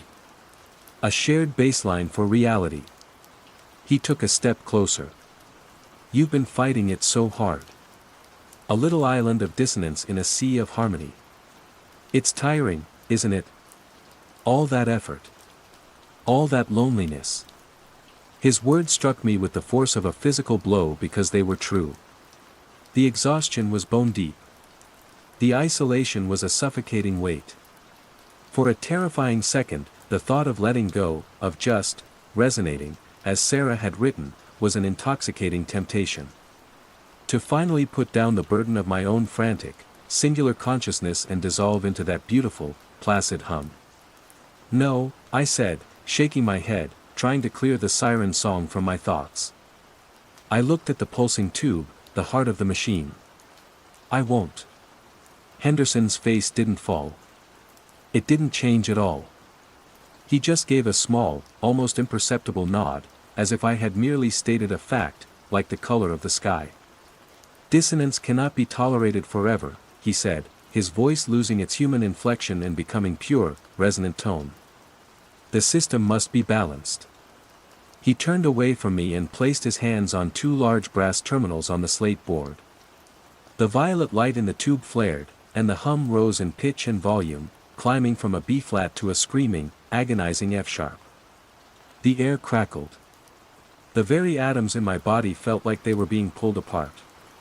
The world dissolved into a field of pure, painful vibration. My own scream was swallowed by the overwhelming noise. This wasn't a seduction anymore. It was an assault. The contagion was done being quiet.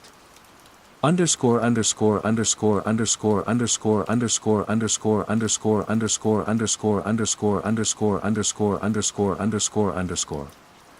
Phase 4, Confrontation/Revelation and Aftermath. The sound was a physical force, a tidal wave of sonic pressure that brought me to my knees. My vision blurred into a vibrating mosaic of light and shadow. The fillings in my teeth ached with a metallic sympathy for the shrieking frequency. This was the system balancing itself, Henderson had said. An immune response.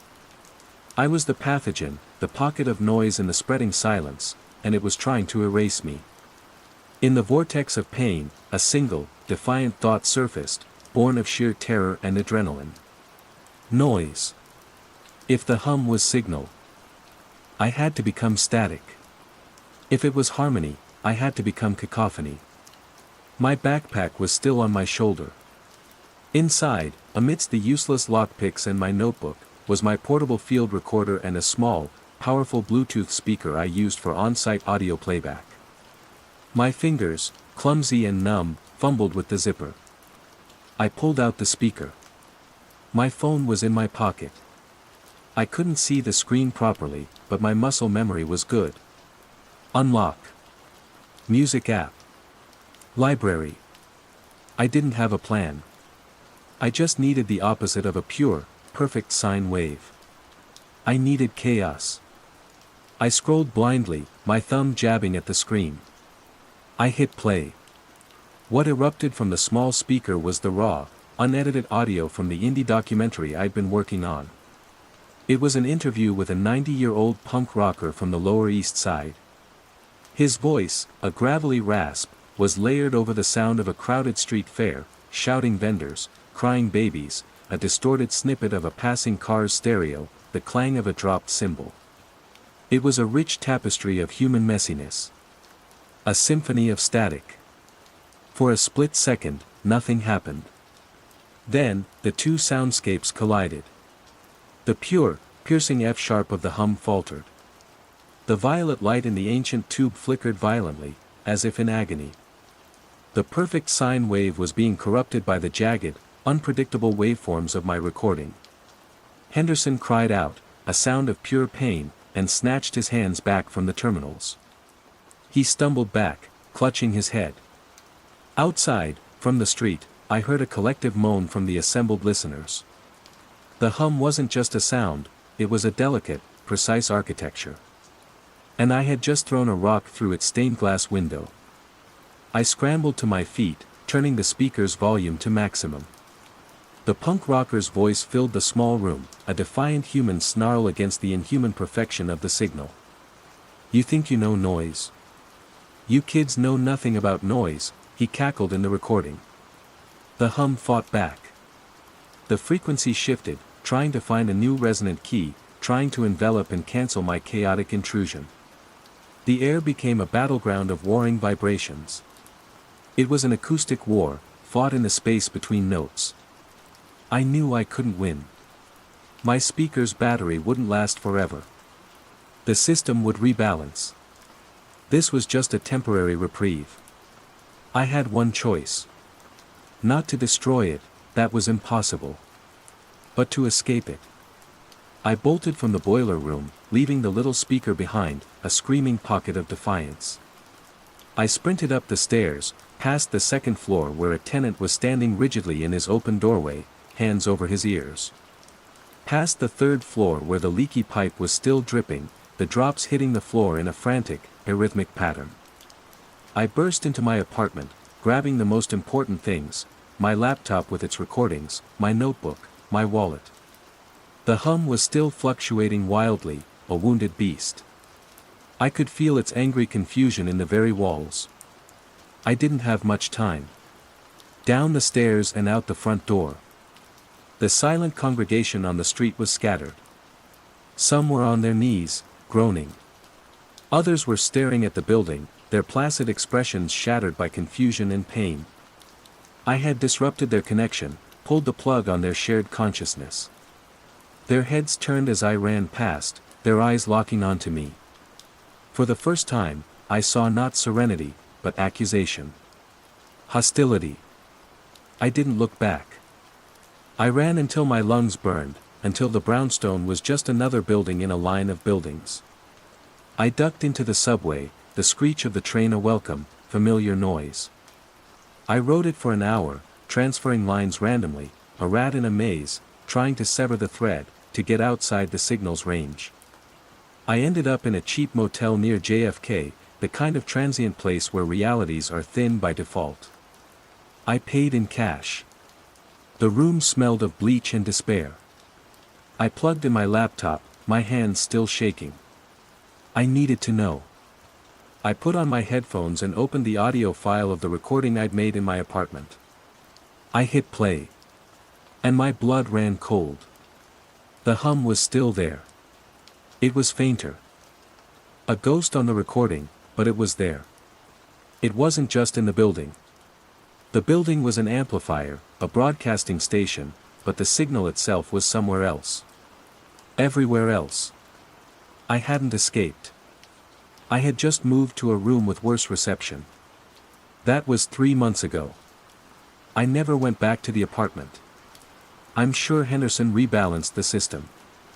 I'm sure Maya is still smiling at her walls. I move constantly, from city to city, motel to motel. I work odd jobs online, anything that doesn't require a permanent address. I've become a ghost. The hum is my constant companion. It's weaker out here, away from the nexus points, but it's never gone. A faint, persistent B-flat at the edge of hearing. A constant reminder. But something has changed. My desperate act of defiance in the basement, my baptism by noise, it did something to me. I didn't succumb, but I didn't escape unscathed. I am no longer just a listener. The battle of frequencies retuned me in a different way. I can't hear the beautiful, seductive melody the others hear. I hear the raw signal. The carrier wave. The machinery beneath the song. And because of that, I see the world differently. I see the network. I see the way the listeners move through a crowd, their paths subtly weaving around each other without ever making eye contact. I see the flicker of a traffic light and recognize the harmonic signature of the hum in its rhythm. I see the patterns in the condensation on a windowpane, the flight of pigeons, the static on a dead TV channel. Henderson was right. It's a search for coherence. A vast, silent intelligence, slowly, patiently, weaving itself into the fabric of the world, ironing out the chaotic wrinkles of humanity. I am not one of them. I am an anomaly, an error in the code. I am dissonant. They can sense me, I think. Sometimes, one of them will stop on the street and turn their head, their placid eyes scanning the crowd, searching for the source of the faint, discordant note in their symphony. Searching for me. I don't know what the hum is. An alien signal?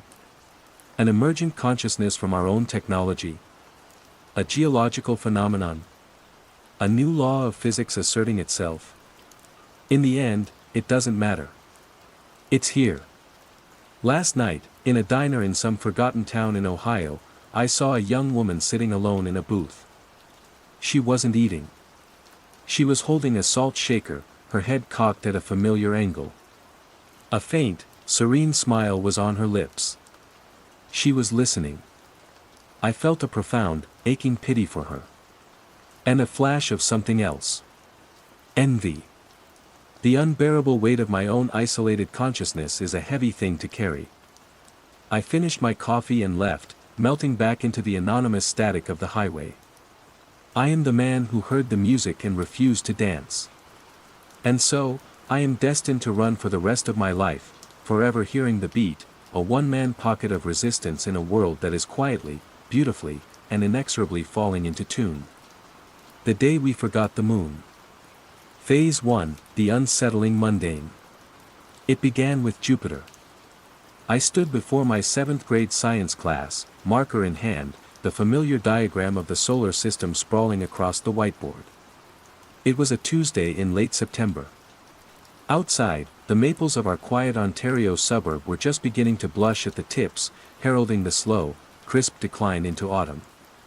Inside, the air was thick with the scent of chalk dust, cheap cleaning supplies, and the vague, hormonal musk of 13-year-olds. Okay, so after the asteroid belt, we hit the gas giants, I said, tapping the largest circle on the board. The big one. King of the planets. Who can name it for me? Silence. Not the usual shuffling, looking out the window silence, but a deep, uncomprehending quiet. 25 pairs of eyes stared back at me, their expressions ranging from vacant to mildly confused. I saw brows furrowed, mouth slightly agape. I pointed at Chloe, usually my most reliable hand-raiser. Chloe. She blinked, her gaze fixed on the circle. I don't know, Mr. Davison. You don't know. I tried for a light, encouraging tone. We just covered this last week. Starts with a J. More blankness. A boy in the back. Leo, who could usually be counted on for a smart aleck comment, just shook his head, a genuine look of puzzlement on his face. Is it a real planet? He asked. I felt a prickle of irritation. Yes, Leo, it's a real planet. The biggest one. I ended up just writing Jupiter on the board myself. I did the same for Saturn, Uranus, and Neptune. Each name was met with the same wall of glassy-eyed non-recognition. I dismissed it as a collective brain fade, a symptom of post-lunch lethargy or the encroaching digital rut that seemed to be eating away at their attention spans. We'll review again tomorrow, I'd said, the bell saving me from having to diagnose the strange new apathy. That evening, I complained about it to my wife, Sarah, as we cleaned up after dinner. Our 8-year-old daughter, Lily, was in the living room, humming to herself as she built a precarious Lego tower. It's like their brains are just empty, I said, scrubbing at a stubborn spot on a plate. They couldn't name a single gas giant. Not one. Sarah laughed, a warm, easy sound that usually settled my nerves. She was stacking dishes in the dishwasher with an efficient grace I'd always admired. Oh, Mark. They're kids. Their heads are full of TikTok dances and video games. You probably couldn't name all the Kardashians. That's different, I grumbled, but I let her talk me down. It was probably nothing. Stress. I was up for a curriculum review, and my anxiety was likely painting everything with a darker brush. A few days later, the topic of space came up again. We were watching an old movie, some Cold War spy thriller. There was a line about the space race, about beating the Soviets to the moon. I chuckled. Hard to imagine that level of obsession now. One small step and all that. Sarah looked over from her side of the couch, pulling her feet up under her. One small step where? You know, I said, nudging her with my foot. The moon landing. Neil Armstrong. She smiled, but it didn't quite reach her eyes. It was the kind of smile you give a person who's just told a joke that didn't land. Don't be weird, she said, her voice light. My stomach did a slow, cold roll. You're joking, right? The moon landing. Apollo 11. 1969. Honey, what are you talking about? She genuinely looked confused, a little concerned. Are you feeling okay? You've been a bit wound up lately. I stared at her, my heart starting to thrum against my ribs. This wasn't like the kids. This was Sarah. We'd been to the Science Center in Toronto a dozen times. We'd looked through telescopes together at the cottage. We'd watched documentaries. The knowledge was in there. It had to be. The moon, Sarah, I said, my voice barely a whisper. The big white thing in the sky at night. She laughed again, louder this time, but it sounded brittle. A big white thing. Mark, you're being really strange. Stop it, you're creeping me out. She turned back to the movie, a deliberate act of dismissal. I felt dizzy. I stood up and walked to the back door, my hands clammy. I slid it open and stepped out onto the deck. The late September air was cool, carrying the scent of damp earth and distant wood smoke. Our backyard sloped down to a small creek, bordered by a line of tall, dark pines. It was a familiar, comforting view. But that night, it wasn't.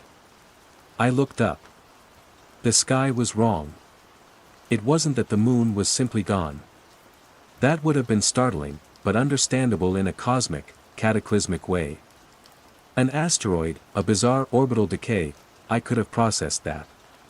This was different. The space where the moon should have been wasn't just an empty patch of blackness dotted with stars. It was, flat. There's no other word for it. The night sky, which should have had an infinite, breathtaking depth, looked like a painted ceiling. A low, oppressive canopy of bruised, seamless purple-black. The stars were there, but they looked like tiny pinpricks in a sheet of canvas, lacking all their usual fire and distance. It was like looking at a photograph of the night sky instead of the real thing. A cheap, poorly rendered imitation. A profound, primal wrongness crawled up my spine. It felt like the universe had suddenly shrunk. Its ceiling lowered to just above the treetops. I felt a wave of claustrophobia so intense I had to grip the railing to keep from falling. I stumbled back inside, my breath coming in ragged gasps. Sarah glanced up, her brow furrowed with concern. Mark? What is it? You look like you've seen a ghost. I couldn't answer. I just stared at her, at the placid, untroubled expression on her face. She wasn't joking. She wasn't pretending. She looked out the glass door at the same hideous, flat sky I had just seen, and her expression didn't change. She saw nothing wrong. I spent the rest of the night feigning a headache, lying awake in bed long after Sarah's breathing had deepened into a steady rhythm. Every rational part of my brain screamed explanations at me. A migraine with an unusual aura. An anxiety attack manifesting as a sensory hallucination. The side effects of a new allergy medication. I clung to these thoughts like a drowning man to a splinter of wood. But another, quieter part of my mind knew better. It started with Jupiter. It had spread to the Apollo program. And now, it had eaten the moon itself, not just from memory, but from the sky. The world was being subtly, quietly rewritten, and I was, for some reason, the only one left holding the original draft. I got out of bed and went to Lily's room. She was asleep, her stuffed bear clutched to her chest. On her wall, above her little drawing desk, was a picture she'd made in kindergarten. A smiling sun, a green lumpy line for grass, and in the corner, a bright yellow crescent moon with a face on it. I stood there for a long time, just looking at that simple, childish drawing. It was a relic. A fossil of a forgotten world. My world. And as I stared at it, the edges of the drawing seemed to blur, the yellow crescent looking less like a moon and more like a smudge of old crayon, a meaningless shape in a sky that no longer existed. Underscore underscore underscore underscore underscore underscore underscore underscore underscore underscore underscore underscore underscore underscore underscore underscore. Phase 2, Growing Awareness and Isolation. The next morning, I bought a notebook. A simple, black, hardcover Moleskine. It felt clandestine, like something a spy would use. I started writing everything down, dating each entry. October 2nd, Chloe R. couldn't identify Jupiter. Leo K. asked if it was real. Sarah has no memory of the moon landing. The sky is flat. The act of writing it down felt like an anchor, a way to prove to myself that I wasn't fabricating the memories. The journal became my reality check. The world, however, continued its placid slide into ignorance. I tried to be scientific about it. I devised little tests, conversational probes to gauge the extent of the forgetting. At a staff meeting, I casually mentioned the new Artemis program, NASA's plan to return to the moon. My colleague, Brenda, who taught history, just gave me a blank look. "The what program?" she asked. "Is that a new software for grading?" I dropped it. To push the point would be to invite the same look of concerned pity Sarah had given me. I was quickly learning the first rule of this new world: don't talk about the moon. Talking about the moon was like insisting there was a sixth person in the room that only you could see. It didn't make them see the person, it just made them think you were insane. My isolation became a physical weight. I'd walk through the familiar streets of our subdivision, past the neatly manicured lawns and the minivans in the driveways, and feel like a foreigner. People chatted about hockey, about the rising price of gas, about their weekend plans to go apple picking. They were living in a slightly different reality, a world with a lower, safer ceiling. The most unnerving part was their lack of curiosity. No one seemed to notice the change in the night. They simply didn't look up. It was as if the very instinct to gaze at the heavens had been excised. One evening, a spectacular meteor shower was forecast, a remnant of the old world's news cycle that hadn't been purged yet. I set up a blanket in the backyard, hoping, praying, that someone else would be outside. But the houses around me remained dark and silent. I sat alone for an hour, watching faint streaks of light scratch across the flat, artificial-looking backdrop of the sky. The meteors themselves looked wrong, like special effects projected onto a screen. There was no grandeur, no sense of cosmic scale. Just a sad, lonely light show in a shrunken universe. My research became an obsession. At night, after Sarah and Lily were asleep, I'd retreat to my study with my laptop. The internet was a schizophrenic landscape. On one hand, Wikipedia, NASA's archives, and countless science websites still held all the information. I could read detailed articles about lunar geology, tidal locking, the composition of moondust. I could watch the grainy footage of Armstrong's descent. The data was there, a digital ghost of a shared truth. But in the living world, the world of forums, social media, and news comments, it was gone. Searches for "moon gone" or "sky looks weird" yielded nothing but a few crackpot alien abduction forums from a decade ago. There were no new posts. No one was asking the same questions I was. I felt like I was screaming into a vacuum. This led me to my subplot, my small, confounding mystery, my next-door neighbor, Mr. Henderson. He was a widower in his late 70s, a retired civil engineer who had always been meticulously devoted to his garden. Since the change, his behavior had grown eccentric. He'd stopped tending his prize-winning roses. Instead, I'd see him out in his yard at all hours, pacing in strange, geometric patterns. He'd bend down, tracing lines in the dirt with a long, bony finger, muttering to himself. It wasn't the behavior of someone who had forgotten something, but of someone who was trying to work out a new, incredibly complex problem. One Saturday, I saw him drop to his knees and press his ear to the ground, staying motionless for a full minute. I was pruning the hedges that separated our properties, and the urge to understand, to find a single other soul who perceived the wrongness, overwhelmed my caution. "Mr. Henderson?" I called out. "Everything all right?" He scrambled to his feet, a wild, haunted look in his eyes.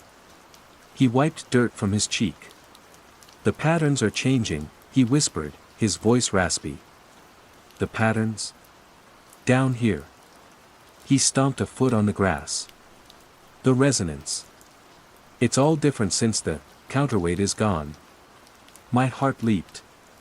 Counterweight. He knew. He remembered. "The moon," I said, my voice barely audible. His eyes widened in terror. He glanced frantically at the sky, even though it was bright daylight. "Don't say that word," he hissed, taking a step back from me. "Don't name it. It listens. Thinking is one thing, saying is another. It draws attention." "What does?" I asked, stepping closer. "What listens?" "The replacement," he said, his voice dropping even lower. "The thing that's squatting in the empty space. Don't look up, boy. Never look up. Look down. The soil is real. The rocks are real. Everything else is negotiable."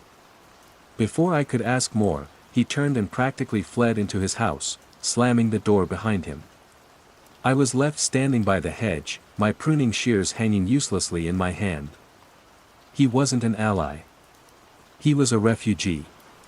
He remembered, but he had chosen surrender. His advice, "Look down," was a coping mechanism, a way to survive in the new reality by willfully ignoring its most terrifying feature. My paranoia deepened. If there was something listening, what happened when it heard? My late-night research sessions now felt fraught with peril. Was my search history being monitored by something beyond human comprehension? I tried one last, desperate test with my own family. I found an old photo album from a vacation we took to Prince Edward Island years ago.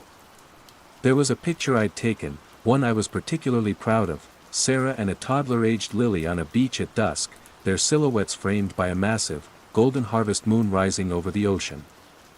I brought the album into the living room, my hands trembling slightly. "Hey, remember this trip?" I asked, opening it to the page. Sarah smiled. "Oh, look at little Lily. She was so tiny." She traced our daughter's silhouette with her finger. Her gaze drifted to the huge, golden orb in the picture. A flicker of something crossed her face, not recognition, but a faint, neurological confusion, like a computer encountering a corrupted file. "What's that bright spot?" she asked, tilting her head. "A weird smudge on the lens?" "It's not a smudge," I said, my voice tight.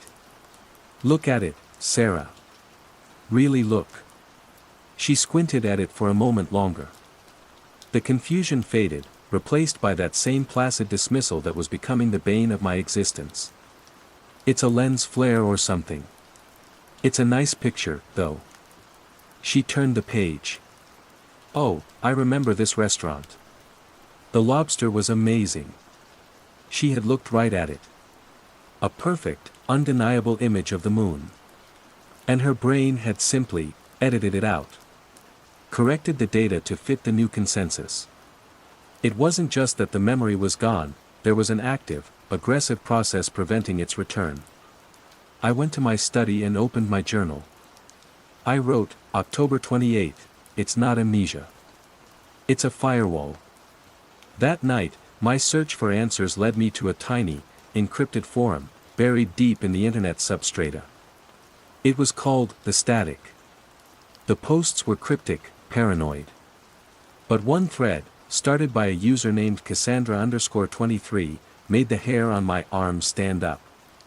Title, Concerning the Great Blank. Post, does anyone else remember it? The celestial anchor. The old rhythm. I try to explain to people and they look at me like I'm sick. My astrolabe is useless now. The tides are regularized. It's wrong. The sky feels thin. My fingers flew across the keyboard. I created an account, Orion, and replied. I remember. The sky is flat. It's been gone for over a month here. I thought I was the only one. Within an hour, I had a private message. Cassandra_23, where is here for you? Orion, Ontario, Canada. Cassandra_23, British Columbia.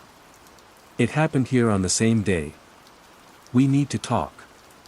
This isn't a natural phenomenon. A flood of pure, unadulterated relief washed over me. I wasn't alone. There was another person on my island.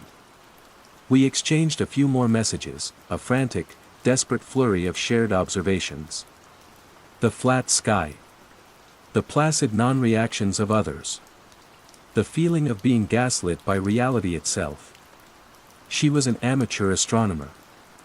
She had charts, data, recordings of pulsar timings that had suddenly gone haywire. She was methodical, terrified, and sane. We agreed to have a voice call the next evening, to use a secure, encrypted service. For the first time in weeks, I felt a sliver of hope. We could compare notes, form a plan, maybe figure out what the hell was going on. The next day dragged on interminably. At school, I moved my class onto biology, away from the dangerous emptiness of space. At 8 p.m., I sat in my study, headphones on, and logged into the chat service. I waited. And waited. 9 o'clock came and went. Cassandra_23 was not online. I went back to the forum. Her thread, concerning the Great Blank, was gone. Not just the thread, her entire account. A search for Cassandra_23 returned 0 results. It was as if she had never existed. I sent an email to the address she'd used to register. It bounced back instantly, address not found. The silence in my study was absolute. The hope of the last 24 hours curdled into a cold, heavy dread in the pit of my stomach. Mr. Henderson's words echoed in my head. It listens. I had said the word. We both had. And something had heard. It hadn't come for me. It had gone for her. The firewall wasn't just defensive. It was offensive. It pruned anomalies. It enforced the silence. And I was next. Underscore underscore underscore underscore underscore underscore underscore underscore underscore underscore underscore underscore underscore underscore underscore underscore. Phase 3, the nature of the threat and escalation. The disappearance of Cassandra_23 changed everything. My quest for answers became a fight for mental survival.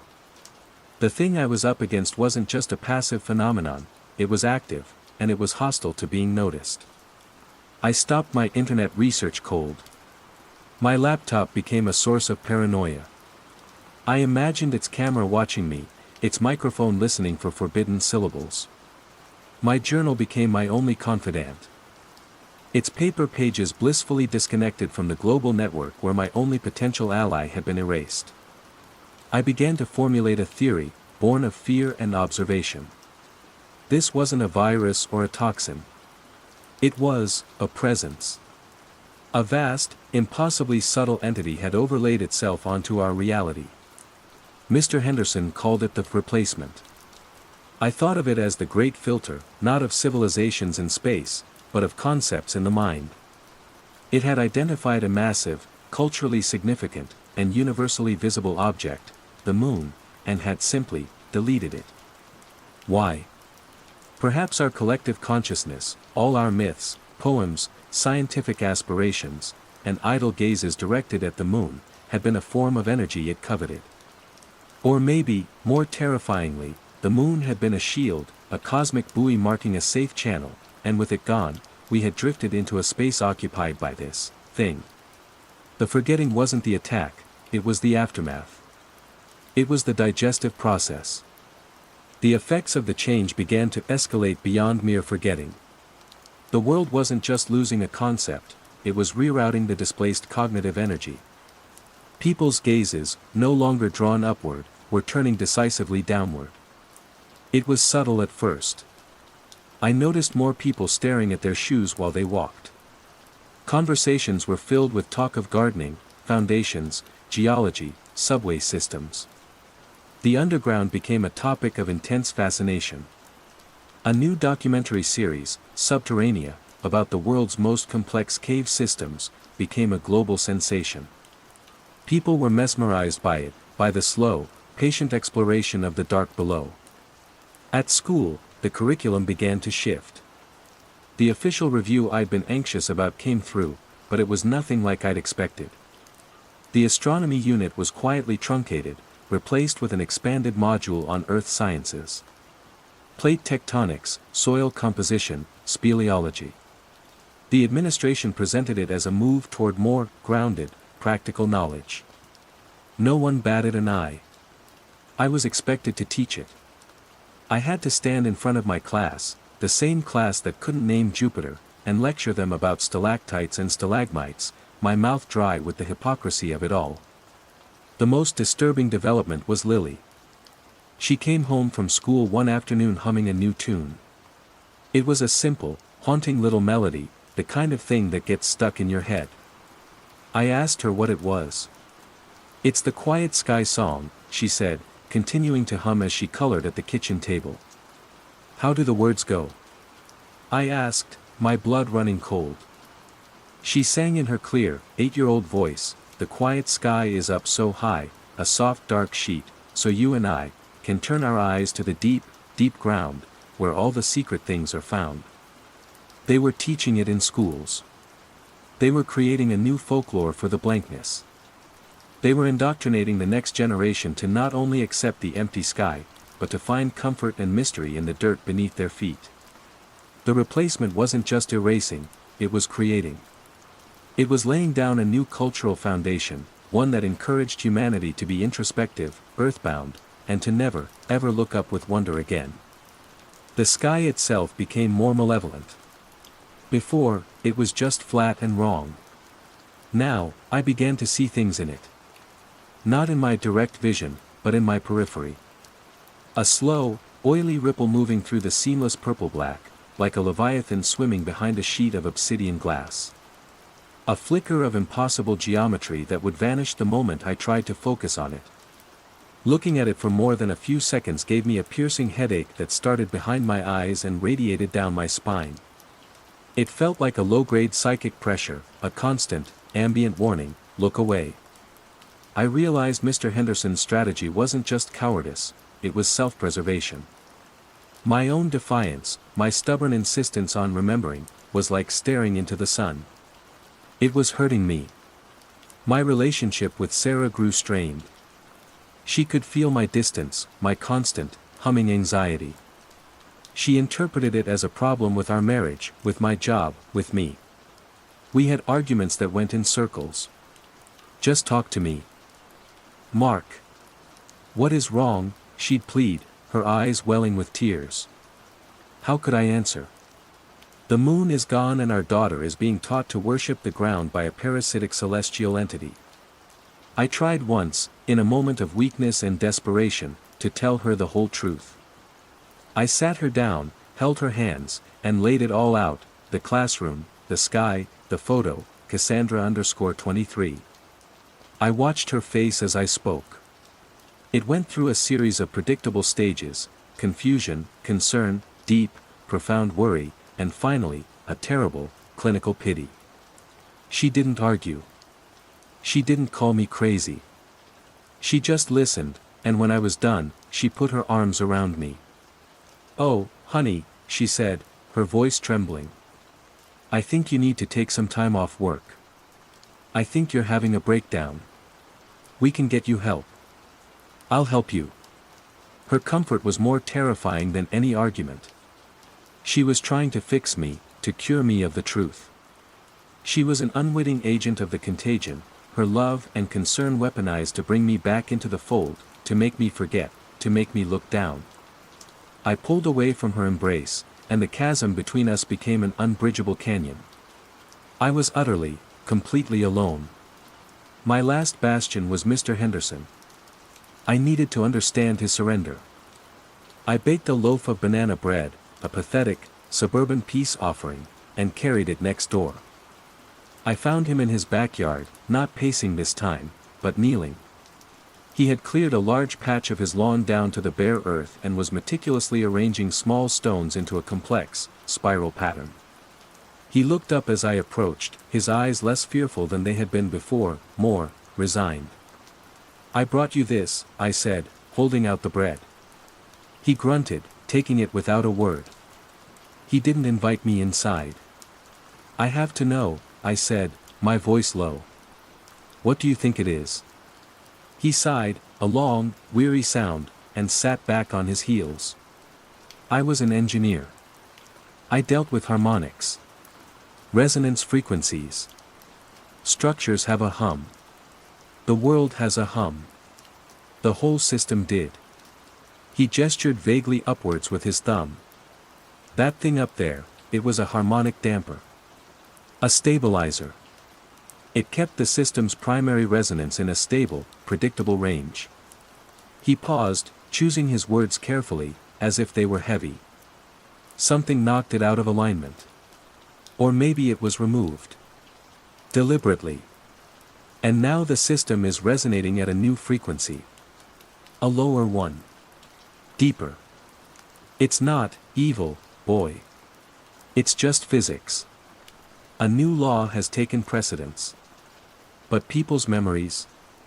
The sky? A side effect of the new frequency," he said, shrugging. "The human brain is a resonant chamber. It can't hold thoughts that are out of tune with the background hum of reality. It's like trying to play a C sharp in a song written in the key of G. The note is dissonant. The brain corrects it. Deletes it. Smooths it over." His theory was insane. It was the ramblings of a broken old man.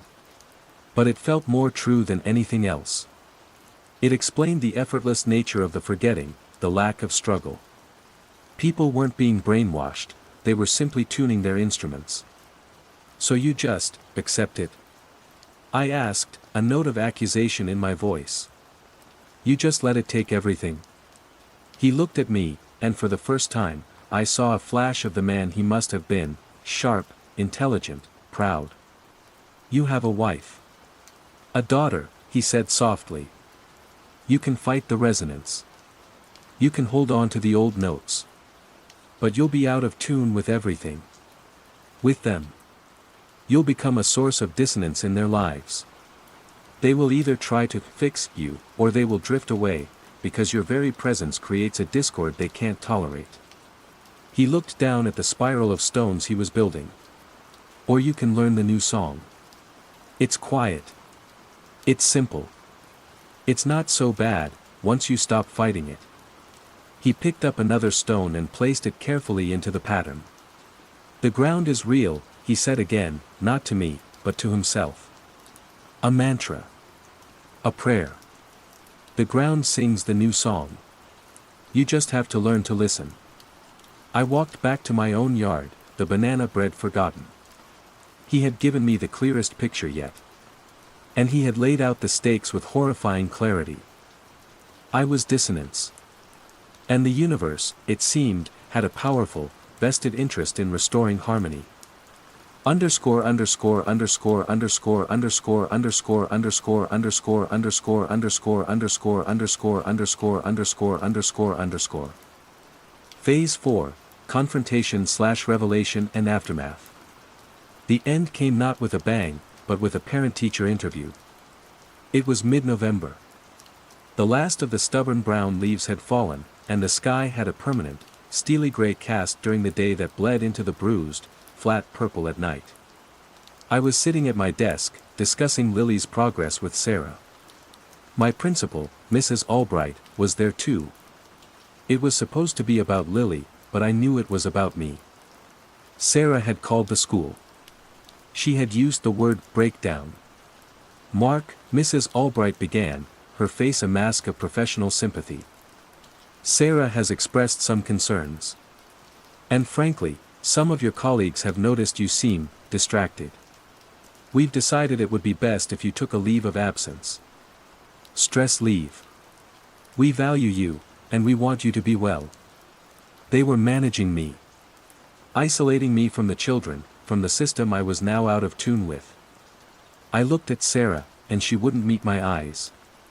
She was just staring at her hands, twisting her wedding ring. She believed she was saving me. That night, I knew I had reached my end point. Mr. Henderson's choice echoed in my mind. Learn the new song, or live as a man perpetually out of tune. But there was a third option he hadn't mentioned: run. I waited until 2 in the morning. The house was still, breathing around me. I packed a single duffel bag, cash I'd been stashing away, a change of clothes, some water, and my journal. The book felt impossibly heavy, a dense block of forbidden knowledge. My plan was vague and desperate. Drive north. Keep driving until the sky looked right again, or until I ran out of road. Maybe in the true wilderness, far from the concentrated hum of humanity, the old resonance still held sway. It was a fool's hope, but it was the only one I had left. Before I left, I had to see them one last time. I crept into Lily's room. She was curled up, her face peaceful in the dim light from the hallway. The quiet sky song had become her favorite lullaby. I had become the monster under her bed, the dissonant note that disturbed her perfect, placid world. A wave of love and grief so powerful it almost brought me to my knees washed over me. To save my sanity, I had to abandon her to the quiet contagion. Then I went to my own bedroom. Sarah was asleep on her side, facing away from me. The old photo, the one of her and Lily on the beach, was on her nightstand. She had put it there, I think, as a gesture. A reminder of a time she thought I was happy. I picked it up. In the faint light, I stared at the image. The silhouettes, the dusky beach, the ocean. And the big, bright, impossible circle hanging in the sky. I focused on it, summoning every ounce of my will. Moon. Luna. The sea of tranquility. One small step. I tried to feel the memory, the wonder of looking up at it as a child. I tried to hear the echo of the old song. And then I felt it. A faint, painful tingling at the base of my skull. A low thrumming pressure.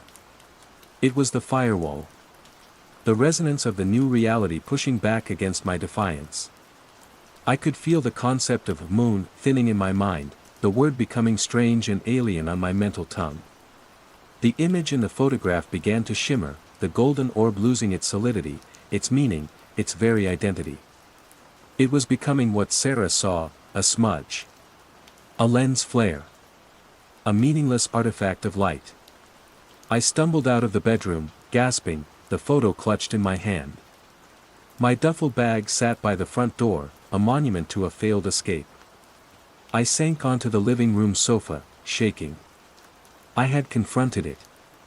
Not a monster or an alien, but the fundamental operating system of reality. And it was winning. The fight was exhausting me, eroding the very memories I was trying to protect. To remember was to be in a constant state of psychic pain. To forget would be peace. I sat there for hours, watching the featureless, purple-black void through the living room window. I thought of Mr. Henderson, kneeling in the dirt, finding solace in the new song. I thought of Sarah's face. Etched with worry for me, her husband, the man who was breaking apart. I thought of Lily, humming her tune about the deep, deep ground. My world was gone. This was theirs. To stay with them, I would have to join them.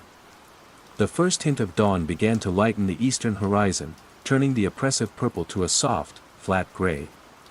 I heard footsteps on the stairs. Sarah appeared, tying the sash of her robe. She saw me on the sofa, the packed bag on the floor, the photo in my hand. Her face crumpled with a new wave of pain. "Oh, Mark," she whispered. She came and sat beside me, her expression hesitant, as if approaching a wounded animal. "Morning," she said softly. "You've been up all night. Staring out the window. Anything interesting out there?"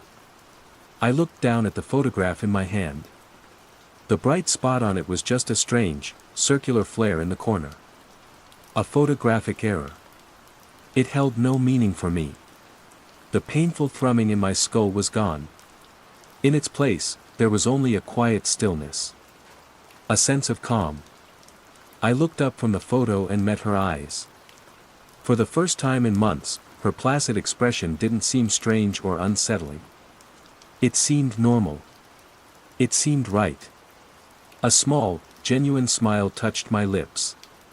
"No," I said, my voice quiet and clear. "Nothing at all." I placed the photograph on the coffee table, face down. Sarah's shoulders slumped in relief, a tear tracing a path down her cheek. She leaned her head on my shoulder, and I put my arm around her. We sat there together, watching the sunless dawn break over our quiet, earthbound world. The new song was playing, and for the first time, I could hear the melody. It wasn't so bad. It wasn't bad at all. The quiet contagion, only left turns. Phase 1, the unsettling mundane. The first time I noticed the left turns, I was on my bicycle, weaving through the afternoon gridlock of Namba. Osaka is a city of perpetual motion, a frantic, intricate dance of salarymen, students, and tourists. As an American assistant language teacher, I was a perpetual observer, a foreign object swept along in its current. For a year, my life had been a neat, predictable loop of its own: wake up in my shoebox apartment, cycle to the Ikaiwa, teach smiling children the difference between L and R, cycle home, and eat a sad dinner from the local family mart. It was a loneliness so profound it had become a kind of background hum, like the omnipresent drone of the city's air conditioners.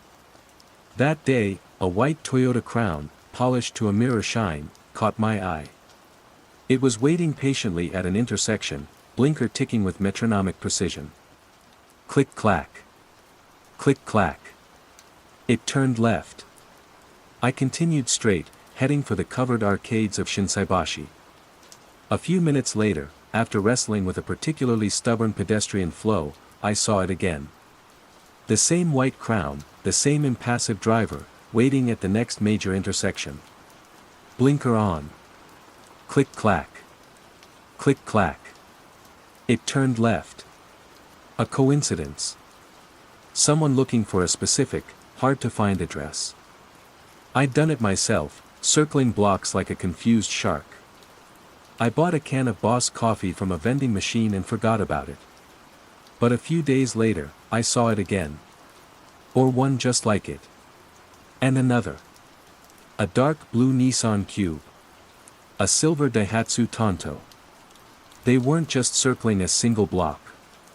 They were executing vast, complex circuits through the city's arteries, always turning left. When faced with a mandatory right turn, they would instead make 3 consecutive lefts to achieve the same vector.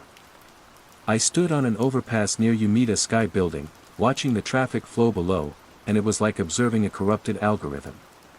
A stream of data caught in a processing error. The normal chaos of the traffic had been replaced by a serene, maddening order. "That's weird, isn't it?" I said to Kenji, my coworker, as we looked out the language school's window during our break. Below, a delivery scooter made its 4th left turn around our block. Kenji, a man whose placid smile was a permanent fixture, just shrugged. "Osaka drivers are very unique, he said, taking a sip of his green tea. Very patient. I wanted to press him, to say, no, not patient, broken. But his disinterest was a smooth, impenetrable wall. Arguing with it felt like trying to punch water. Maybe he was right. Maybe it was a local quirk I was too foreign to understand, a protest or a new driving fad. I was stressed, lonely, still nursing the ghost pains of a breakup that had chased me across the Pacific. It was easier to believe I was the one misperceiving things. The next crack in my reality appeared under the sterile fluorescent lights of the konbini. Tanaka-san, the cashier, was a small, bird-like woman who always had a tired kindness in her eyes. I placed my usual onigiri and bottle of water on the counter. She picked up the rice ball. "Sumimasen," she murmured, scanning its barcode. The register beeped. She nodded, a tiny, precise dip of her head. Then, without putting it in the bag, she picked it up and scanned it again. Beep. The same nod. She scanned it a third time. Beep. A fourth. Beep. A fifth. Each scan was accompanied by the same nod, the same soft, polite apology, as if she were performing the action for the first time. "Tanaka-san," I said gently. Her eyes were unfocused, looking at a point somewhere beyond my shoulder. "Tanaka-san," I said, a little louder. "Just once is okay." She blinked, and her focus snapped back to me. A flush crept up her neck. "Ah. Gomen nasai. So sorry." She bowed deeply, her movements flustered and jerky as she quickly bagged my purchase. "Very tired today. So sorry." I paid, assuring her it was fine, but a cold knot formed in my stomach. It wasn't tiredness. It was the same vacant serenity I'd seen in the eyes of the left-turning drivers. A brief, private loop. A rewinding. The signs, once I started looking for them, were everywhere. They were tiny glitches in the matrix of daily life, easily dismissed on their own, but terrifying in aggregate. A salaryman on the Mitasuji line platform, walking from the third pillar to the fifth, turning, and walking back. Over and over. A group of schoolgirls in the park, playing jan-ken, rock, paper, scissors, but all of them throwing paper, every single time, in perfect synchronicity, their laughter sounding thin and hollow. My most cherished student was a 6-year-old girl named Yuna, whose imagination was a supernova. She drew dragons piloting spaceships and cats running ramen stands. One Tuesday, I gave her a fresh sheet of paper and a box of crayons.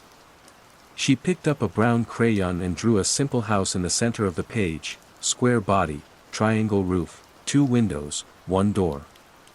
Then, with intense concentration, she drew the exact same house again, directly on top of the first one. The lines were almost perfectly aligned.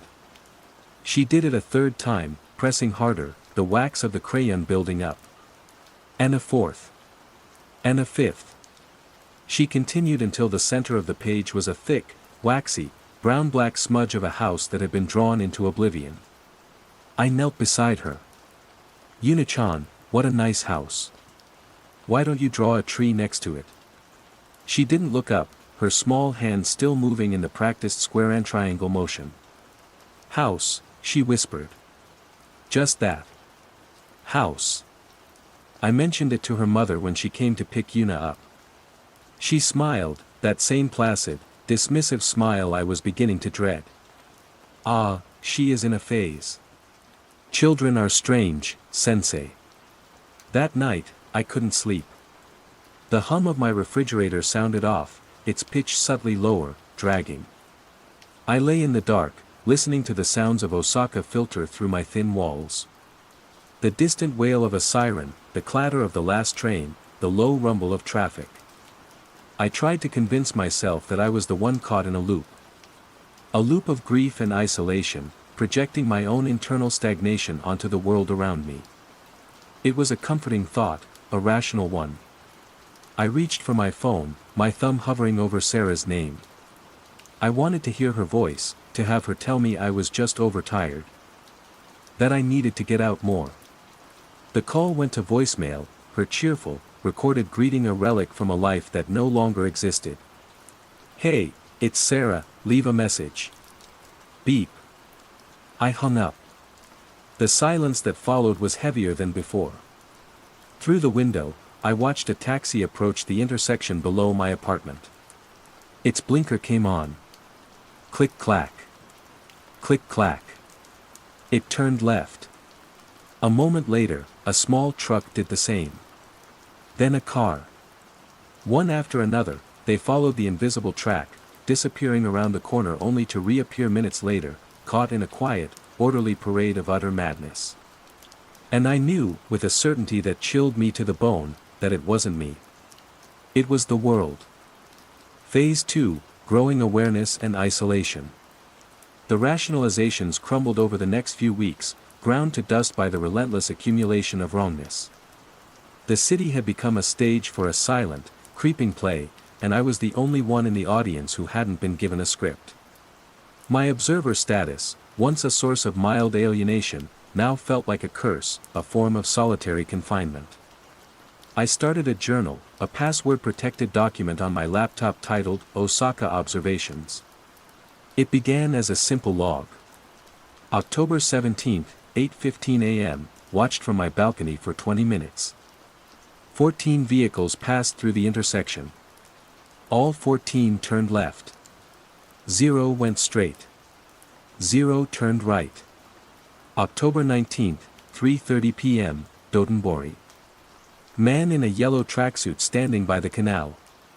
He takes 3 steps forward, bows to the Glico Running Man sign, takes 3 steps back.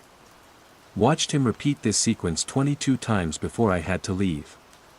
October 22, 7 p.m., my upstairs neighbor. I can hear him through the floor. He walks from the kitchen to what I assume is his front door. The footsteps stop. Then they return to the kitchen. A 3-second pause. The cycle repeats. It has been going on for over an hour. The loops weren't just simple repetitions anymore, they were evolving, becoming more specific, more personal.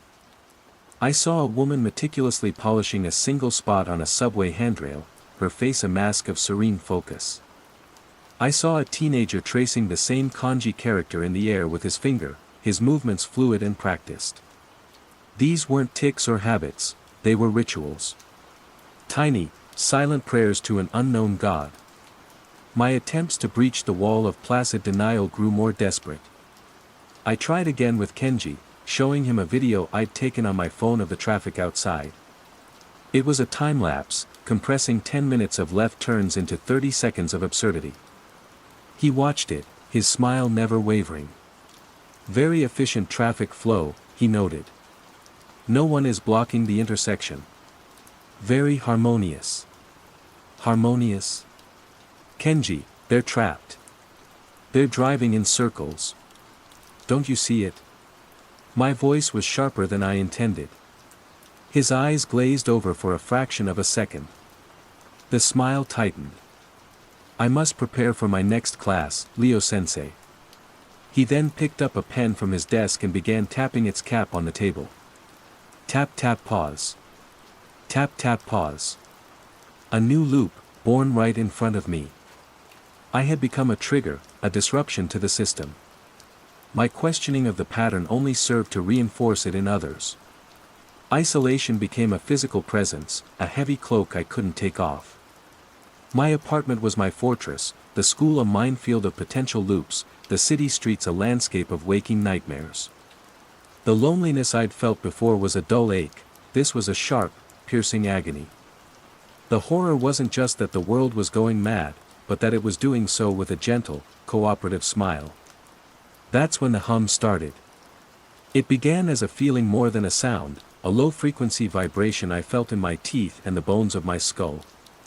At first, I blamed the building's ancient wiring or the nearby train line. But it was persistent, and it seemed to follow me. It was loudest at night, a subaudible thrumming that sat just below the threshold of conscious hearing. It pulsed, a slow, steady rhythm, like a sleeping heartbeat. I tried to record it on my phone, but the microphone picked up nothing but ambient city noise. The hum became my secondary obsession, a tangible mystery to pursue. I searched online for low-frequency hum Osaka, infrasound phenomena, the hum Japan. I found scattered posts on conspiracy forums, tales of secret military experiments and geological pressures. It was a comforting rabbit hole, a way to frame the encroaching strangeness in a familiar narrative of cover-ups and secret technology. If the hum was the cause, then there was a source. A machine that could be found, an experiment that could be exposed. The hum seemed to sync with another environmental anomaly I'd started noticing, the streetlights. They flickered. Not the random, faulty bulb flickering, but a rhythmic, patterned strobing. On my street, the third, fifth, and eighth lamps would dim in unison for a second, then return to full brightness. The pattern was too regular to be a coincidence. It felt like a signal, a form of communication I couldn't decipher. The hum would seem to swell in intensity in time with the flickers. One rainy Tuesday, drenched and miserable, I ducked into a place I rarely visited, a tiny, cluttered bookstore in a quiet backstreet of Tennoji. The air inside smelled of old paper, dust, and brewed tea. Books were stacked in precarious towers from floor to ceiling, leaving only narrow canyons to navigate. An old man with a cloud of white hair and thick glasses sat behind a wooden counter, meticulously cleaning a pair of spectacles with a soft cloth. I was pretending to browse, my eyes scanning titles I couldn't read, when I glanced out the shop's grimy window. Across the street, a woman was folding a flyer, creasing it perfectly down the middle, opening it, and then folding it again. Her movements were economical and precise. My stomach tightened. Then I noticed the old bookseller. He had stopped cleaning his glasses and was watching the woman too. But his expression wasn't placid or vacant. It was one of deep, weary sorrow. He saw it. He saw it exactly as I did. My heart hammered against my ribs. I hadn't spoken to another person about this in weeks, not really. I took a hesitant step toward the counter. "Summa Mason," I began, my voice raspy. He looked up at me, his eyes sharp and intelligent behind the thick lenses. He didn't smile. He simply waited. "The woman," I said, gesturing with my chin toward the window. "She's repeating." The old man put down his glasses and the cloth. He looked from me to the woman and back again. He gave a slow, deliberate nod. "Kodama," he said, his voice a low, gravelly whisper. "The echo." "The echo?" I repeated, the Japanese word sounding foreign and profound. He nodded again, his gaze holding mine. "It is an old sickness. Of place. Not of people." He picked up a delicate-looking teacup from behind the counter and took a slow, deliberate sip. The gesture was calm, but it wasn't a loop. It was a conscious, grounding action.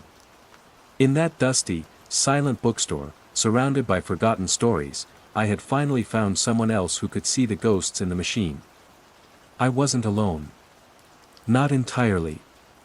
Phase 3, the nature of the threat and escalation. The bookstore became my sanctuary. Its proprietor, Sato-san, became my unwilling guru. He spoke a fractured, formal English learned from books 50 years old, and I spoke a clumsy, textbook Japanese. Our conversations were a collage of two languages, pieced together with gestures and long, thoughtful silences. Sato-san did not believe in government conspiracies or secret technologies. His theory was older, more elemental, and infinitely more terrifying. This city, he explained one afternoon, tracing a map of old Naniwa-kyo, the ancient capital that preceded Osaka, with a trembling finger, is a palimpsest. A scroll that has been written upon, erased, and written upon again for more than 1,000 years. He believed the echo, the Kodama, was the city's memory bleeding through. The thinning of reality. The loops we were seeing weren't new, they were ancient patterns reasserting themselves. The drivers turning left weren't following a new compulsion, but the ghost path of an old canal or a forgotten pilgrim's route. The salaryman pacing on the platform was treading the same ground as a long-dead sentry. The city was dreaming. And its inhabitants were being written into the dream. Why now? I asked, staring at the ancient map, trying to overlay it onto the modern subway grid in my mind. Why is it getting stronger? Sato-san looked out the window at the rain-slicked street. Perhaps the new world is too loud.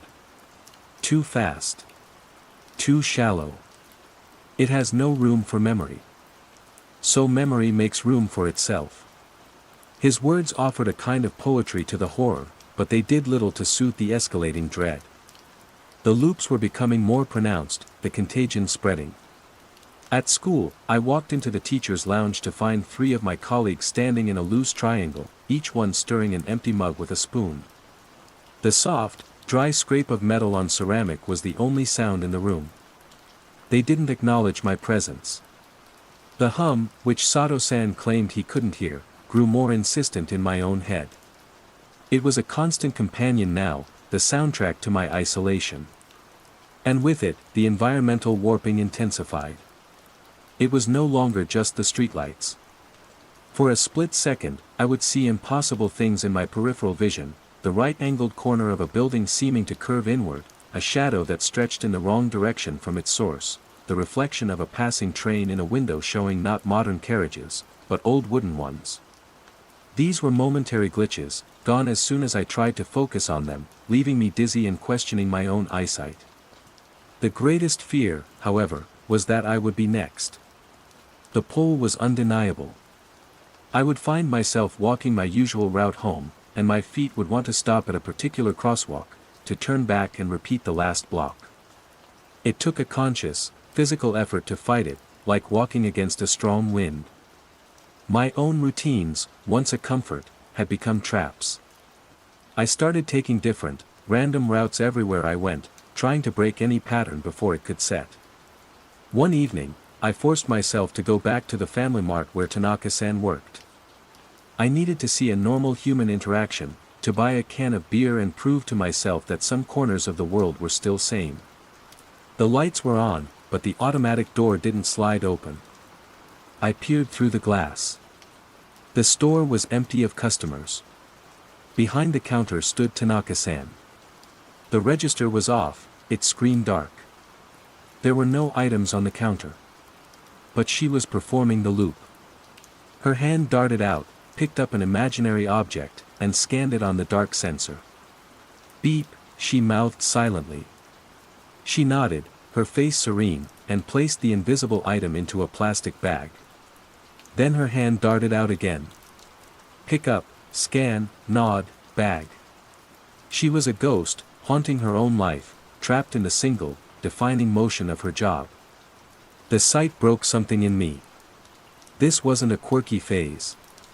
This was the hollowing out of a soul, leaving only the shell of a routine behind. I fled, my breath catching in my throat. I ran through the neon-drenched streets, the hum in my head screaming, the faces of passers-by seeming to blur into vacant, smiling masks. I had to get to the bookstore. I had to talk to Sato-san. I burst through the door, the little bell above it jangling frantically. Sato-san. I gasped, leaning against a tower of books. He was standing in the middle of the narrow aisle, his back to me. In his hands, he held a slim volume bound in dark leather. He slid it onto a shelf. Then he took it off the shelf. He ran a finger down its spine, a gesture of faint curiosity. Then he slid it back onto the shelf. His movements were slow, graceful, and perfectly even. Sato-san. I whispered. The blood drained from my face. He took the book off the shelf again. I walked toward him slowly, my feet feeling like lead. I reached out and touched his shoulder. Sato-san. It's me. Leo. He didn't turn. For a moment, his hand, holding the book, paused in midair. I saw a flicker of something in his eyes, reflected in the dusty glass of a framed print on the wall. A brief, terrible spark of awareness, of struggle. Then it was gone. His eyes went placid. He slid the book back into its place on the shelf. The echo had taken him. My anchor was gone. My sanctuary was just another cage. The silence of the bookstore pressed in on me, no longer comforting, but suffocating. It was filled with the rustle of a book being shelved and unshelved, a sound that would echo forever. I backed away slowly, pulled the door open, and stepped out into the humming, flickering, looping city. I was utterly and completely alone. Phase 4, Confrontation/Revelation and Aftermath. The loss of Sato-san was the final severance. My paranoia curdled into a kind of feral clarity. I was no longer just an observer, I was a survivor in a world that was quietly erasing itself. The hum was the key. I was sure of it now. It wasn't the cause, but a guide. The carrier wave of the Kodama, as Sato-san had called it. The frequency of the city's dream. I stopped fighting my routines and started listening to the pull. I let my feet guide me, not to avoid the loops, but to follow their current. I let the hum lead me.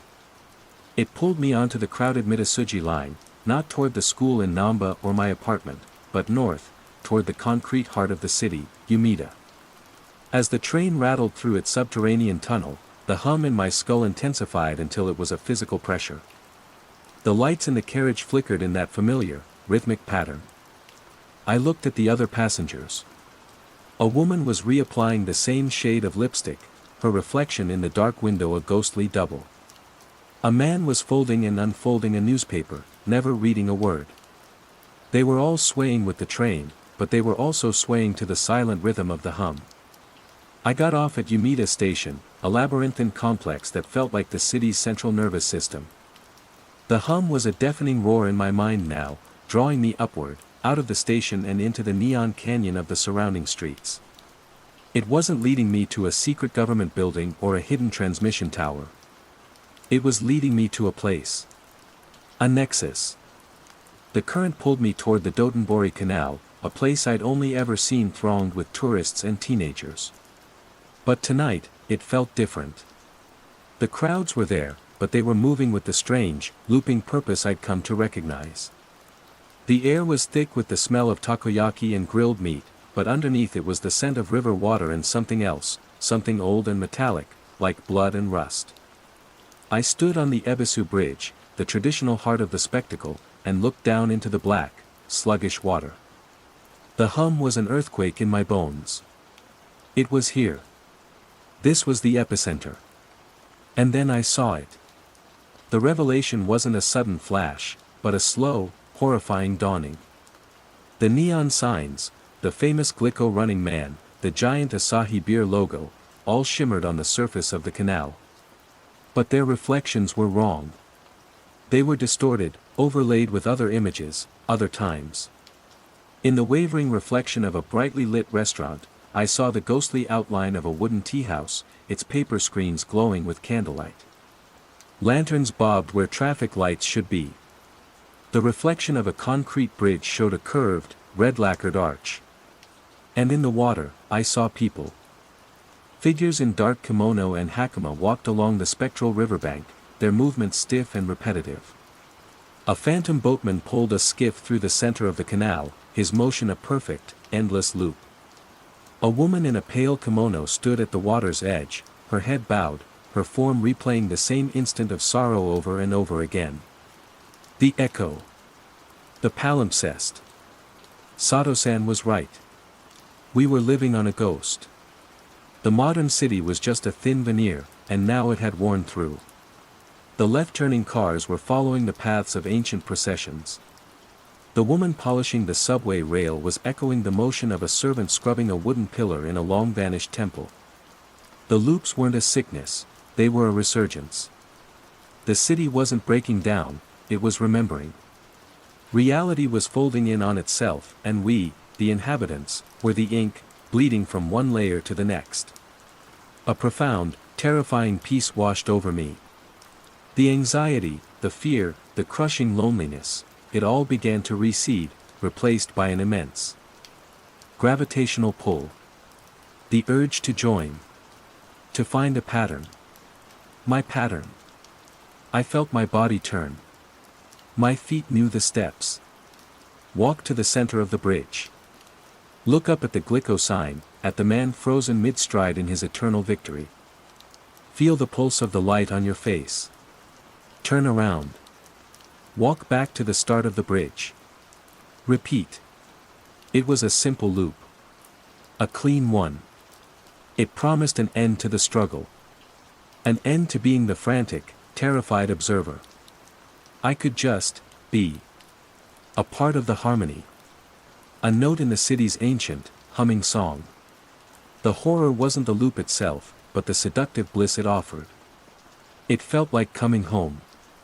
I closed my eyes. Underscore underscore underscore underscore underscore underscore underscore underscore underscore underscore underscore underscore underscore underscore underscore underscore. I am sitting in a small cafe near my apartment.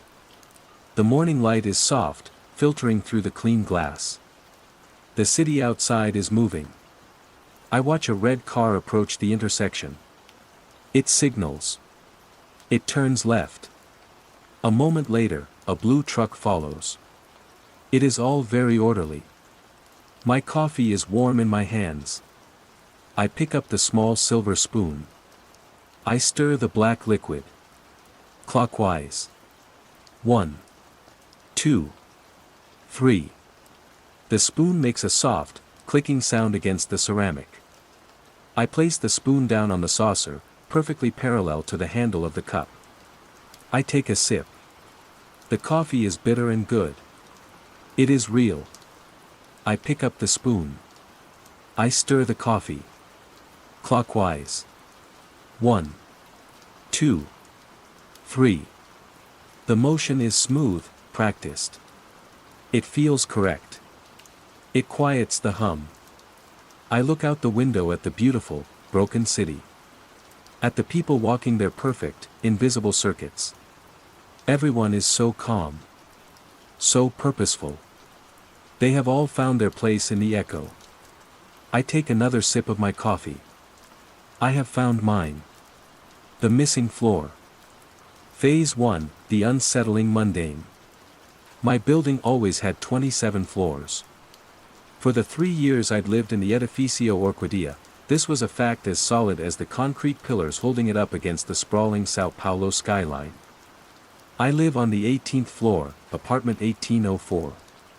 A simple box of my own, suspended in the humid air, my window a cinemascope view of the endless urban jungle.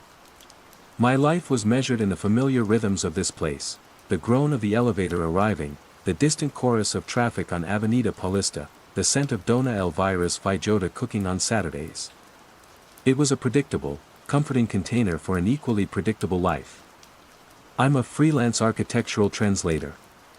I take dense, technical documents from international firms and render them into fluid Portuguese. It's solitary work, which means the building isn't just where I live, it's my office, my cafeteria, my entire world most days. I know its sounds, its smells, its moods. I know the way the late afternoon sun slants through the lobby, illuminating dust motes in golden shafts. I know the specific hydraulic sigh the garbage chute makes on my floor. I know there are 27 floors. So, last Tuesday, when I stepped into the elevator after my morning run, my mind was on deadlines and the bitter strength of the coffee waiting in my kitchen. I jabbed the button for 18 out of muscle memory. As my finger retreated, my eyes drifted over the panel, a worn brass plate with circular plastic buttons, most of their numbers faded from decades of use. And there it was. At the very top of the column, above the button for 27 foot and the penthouse terrace T, was a new button. It was pristine, the plastic a clean, bright white, unlike the yellowed ivory of its neighbors. The number etched into it was a stark, black 28 foot. I stared. It was impossible. This elevator panel hadn't been changed in 20 years. It was a relic, a source of constant complaint at residents' meetings. Senior Abreu, the syndico, was famously stingy. A full panel replacement was a pipe dream, let alone the sudden manifestation of a single, perfect button. My floor arrived. The doors opened with their customary shudder. I stepped out, a strange dissonance ringing in my head. I must have misremembered. Stress, maybe. I'd been pulling long hours on a difficult project, a museum in Dubai with nonsensical design notes. Cantilevered sorrow, one note had read. Yes, it had to be stress. But the image of that clean, white button burrowed into my mind. The next day, I couldn't resist. I got in the elevator, my heart thumping a little faster than it should. It was still there. 28 foot, this time, I took a picture with my phone. The button looked stark and alien against the grimy brass. Proof. On my way out for groceries, I saw Dona Elvira watering her ferns in the hallway outside her apartment on the 7th floor. She'd lived in the Edificio Orquídea since it was built. She was the building's unofficial historian. Dona Elvira, Biomgia, I started, trying to sound casual. Quick question, you've been here forever.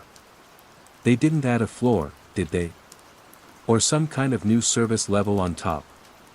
She paused, misting a drooping frond. Her eyes, sharp and dark, crinkled at the corners. Added a floor? Leonardo, meu querido, what foolishness is that? This building came out of the ground with 27 floors and a terrace. God willing, it will return to the ground with 27 floors and a terrace. She chuckled, a dry, rattling sound. Senior Abreu is too cheap to fix the plumbing in the garage. You think he's building castles in the sky? No, of course not. It's just, in the elevator. There's a button for the 28th floor now. She waved a dismissive hand. The panel is falling apart. Wires crossed. Probably just lights up the 27 button. Don't worry your pretty head about it. Wires crossed. A phantom button. It was a perfectly logical explanation. It made sense. And yet, it felt wrong. The button wasn't a flicker, it was a solid, physical thing. I could feel its smooth, unblemished surface under my thumb. For a week, I fought the urge. I took the stairs when I could, panting my way up 18 flights just to avoid looking at it. But its existence was a splinter in my mind. The building felt different now, its familiar dimensions subtly questioned. Was I so unobservant that an entire floor could be added without me noticing? It was absurd. Finally, on a Friday night, after 2 glasses of cachaca had loosened my resolve, I decided to end the madness. I got in the empty elevator, the canned bossa nova playing softly. I took a deep breath and pressed 28 foot. The button lit up with a cool, blue light, different from the warm yellow of the other numbers. The elevator doors slid shut. The car ascended smoothly, past my own floor, past the 20s. It dinged at 27. The light stayed on. Then, with a gentle, almost imperceptible lurch, it kept going. The soft whirring of the motor was the only sound. It felt like an eternity passed in that short, impossible ascent. Ding! The blue 28-foot extinguished. The doors slid open. I wasn't prepared for what I saw. Or what I felt. It wasn't a floor. It was a hallway, stretching into dimness, longer than the building's footprint should allow. There were no apartment doors, no light fixtures, no windows.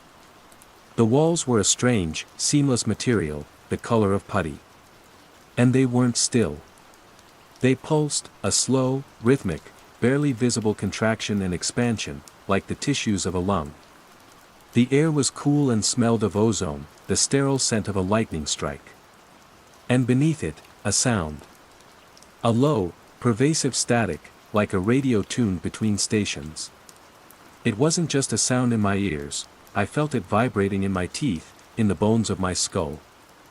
I stood there, 1 foot in the familiar, worn carriage of the elevator and 1 foot in this. My blood ran cold. This wasn't a service level.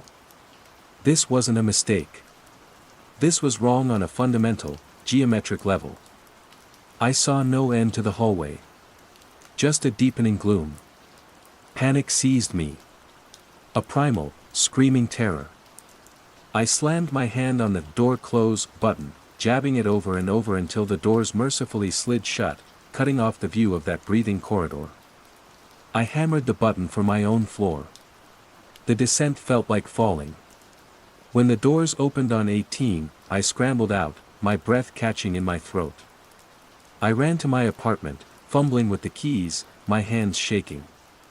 I locked the door, bolted it, and leaned against it, gasping. I tried to tell myself what I'd seen wasn't real. A hallucination. The kachaka, the stress. But I was sober now, terrifyingly so. And I knew. I had been there. The edificio Orquídea had a secret.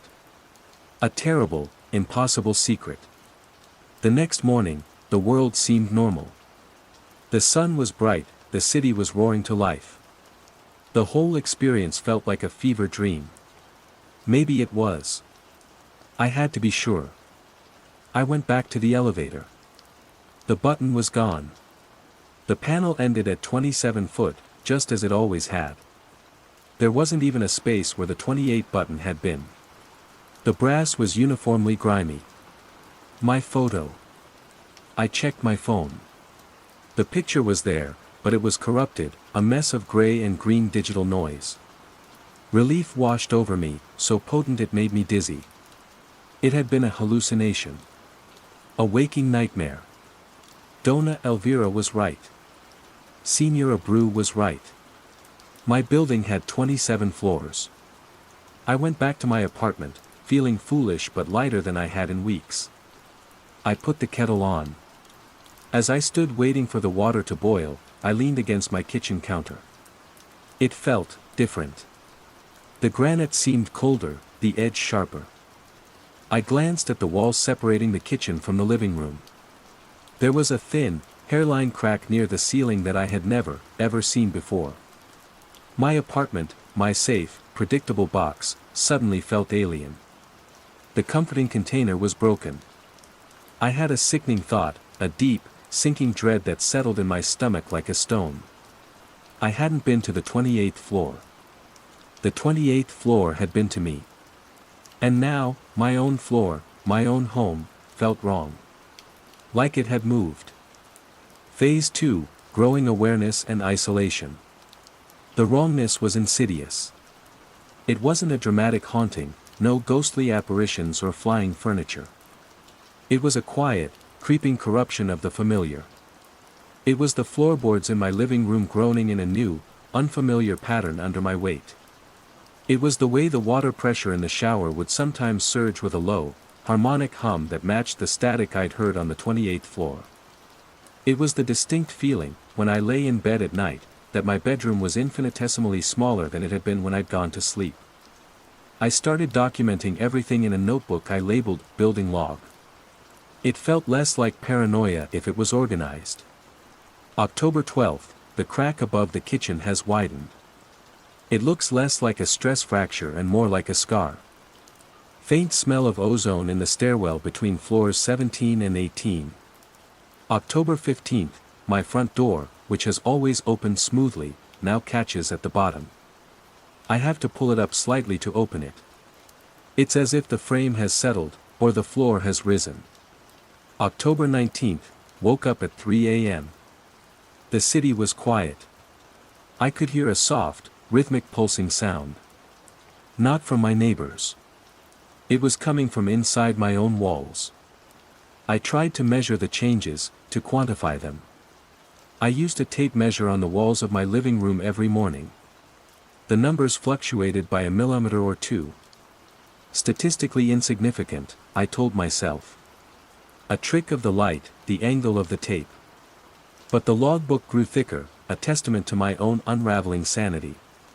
My isolation deepened. I called my sister, Mariana, who lived across the city in Villa Madalena. "Leo, you sound tired," she said, her voice tinny over the phone. I could hear the clatter of a cafe in the background. She was always out, always surrounded by people. "Mari, something strange is happening in my building." I tried to keep my voice even, rational. I didn't mention the 28th floor. Not yet. Things are shifting. Shifting? What, like an earthquake? No, not like that. It's small things. The walls, the floors. It feels like the building is changing. There was a pause. I heard her sigh. It was the sigh she used when I was being dramatic, her word for my anxieties. Leo, it's an old building. Buildings settle. It's probably nothing. You've been working too hard. Are you getting out at all? We should get drinks this weekend. Her dismissal was a physical blow. She heard shifting building and thought settling foundations, not malevolent architectural horror. How could I explain a feeling? How could I describe the fundamental wrongness that had seeped into my life? I decided I needed more concrete proof. I confronted Senior Abreu, the syndico, in the lobby. He was a small, perpetually sweating man with a comb-over that did little to conceal his baldness. Senior Abreu, I need to see the original blueprints for the building, I said, trying to project an authority I didn't feel. He blinked at me over his glasses. The blueprints? Why? I have concerns about the structural integrity of the 18th floor. This got his attention. Liability was his language. He led me to his stuffy, cluttered office on the ground floor. He unrolled a massive, yellowed blueprint on his desk, weighing the corners down with a stapler and a heavy ashtray. Edificio Orquídea, 1978. Built like a fortress. C. 27 floors, terrace, 2 sublevels of garage. All here. I leaned in, my eyes scanning the intricate lines and faded annotations. Everything looked normal.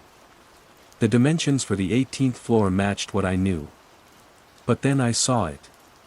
A detail in the cross-section of the elevator shaft. A small, almost invisible notation next to the topmost machinery. It was a symbol, not a word. A circle with a horizontal line through its center. And next to it, a handwritten note in faded ink, Reserva para expanso. AC. Reservation for expansion. I murmured, tracing the letters. Who is AC? Artur Carvalho, Abreu said, waving a hand dismissively. The architect. An eccentric, they said. Full of strange ideas. Died years ago. Expansion, imagine. Where would you expand? Up. The sky is the sky. He laughed, a wheezing sound. I felt a chill. Reservation for expansion. Artur Carvalho. I had a name. I tried to research him online that night. There wasn't much. He'd built a handful of brutalist-style buildings in Sao Paulo and Rio in the 70s before disappearing from public life. One article, a short piece from a 1982 architectural journal, described him as a visionary who believed buildings were not static objects, but evolving organisms that should be designed with the capacity for non-Euclidean growth. The article treated it as charming, poetic nonsense. To me, it read like a confession. The changes in the building became more blatant, and I started noticing the effect on my neighbors. It wasn't just my floor. I saw Senior Montero from 22 standing in the hallway, pressing his ear against his neighbor's door, not listening, but just holding it there, his eyes unfocused. I saw a young woman on the 11th floor walking the length of the corridor, back and forth, for nearly an hour, her footsteps perfectly even, her expression blank. And then there was Dona Elvira. I knocked on her door, hoping for a moment of her old lucidity. She opened it, a half-finished crochet doily in her hand. Leo, she said, but her voice was flat, her eyes looking just past my shoulder. Dona Elvira, are you feeling all right? I've been noticing strange things. She didn't answer. She simply stared at the intricate pattern of her doily. The pattern has to be right, she whispered, her finger tracing a loop of yarn. If you miss a stitch, the whole thing comes undone. He said the pattern is everything. Who said, Dona Elvira? The architect? Her eyes flickered to mine for a brief, terrifying moment of clarity. The building is hungry, meu querido, she said, her voice a dry rasp.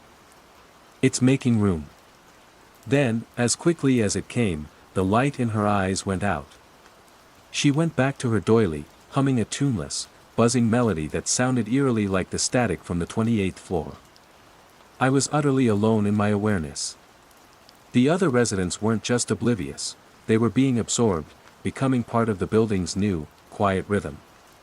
The building wasn't just a structure, it was a contagion of consciousness, and its symptoms were loops, fixations, and a placid acceptance of the impossible. The final straw came with Mariana. I convinced her to come over, desperate to show her something, anything, that would make her believe me. Just look at the crack in my kitchen, Mari. It wasn't there before. She drove over, her expression a mixture of pity and exasperation. I led her to the kitchen, my heart hammering. See?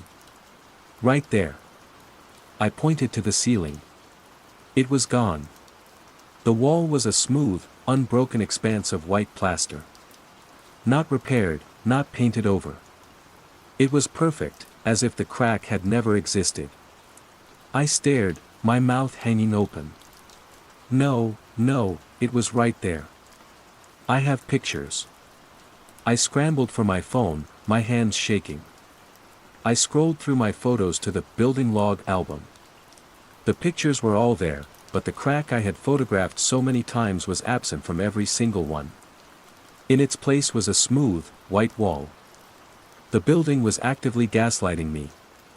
It was editing its own past, erasing the evidence of its changes from my very phone. Mariana put a gentle hand on my arm. Her voice was soft, clinical. Leo, I think you need to talk to someone. A doctor. This isn't healthy. You're not sleeping, you're obsessed with this building. Please, let me help you. I looked from her worried face to the pristine wall, and I felt a chasm open between us. She was on the other side, in the real world. And I was here, inside this thing, which was rewriting reality around me to protect itself. There was no one left to believe me. I was the last sane man in a quietly maddening world, and my sanity was the only thing that was out of place. Phase 3, the nature of the threat and escalation. After Mariana left, a profound, chilling clarity settled over me. If the building could alter my photographs and heal its own wounds, then it wasn't just warping space, it was manipulating reality itself. My attempts to document, to prove, were pointless. It was like trying to photograph a dream. The very act of observing it from the outside was being rendered impossible. The only way to understand was from within. The fear didn't leave, but it changed. The panicked, flight response terror was replaced by a grim, cold determination. I stopped fighting the small changes. I accepted the creaking floors and the humming walls as the building's natural state. I was no longer a resident, I was a biologist studying a new and hostile life form. The button for the 28th floor reappeared 2 days after Mariana's visit. It was there only when I was alone in the elevator, a private invitation. I knew now that it was a response to my awareness.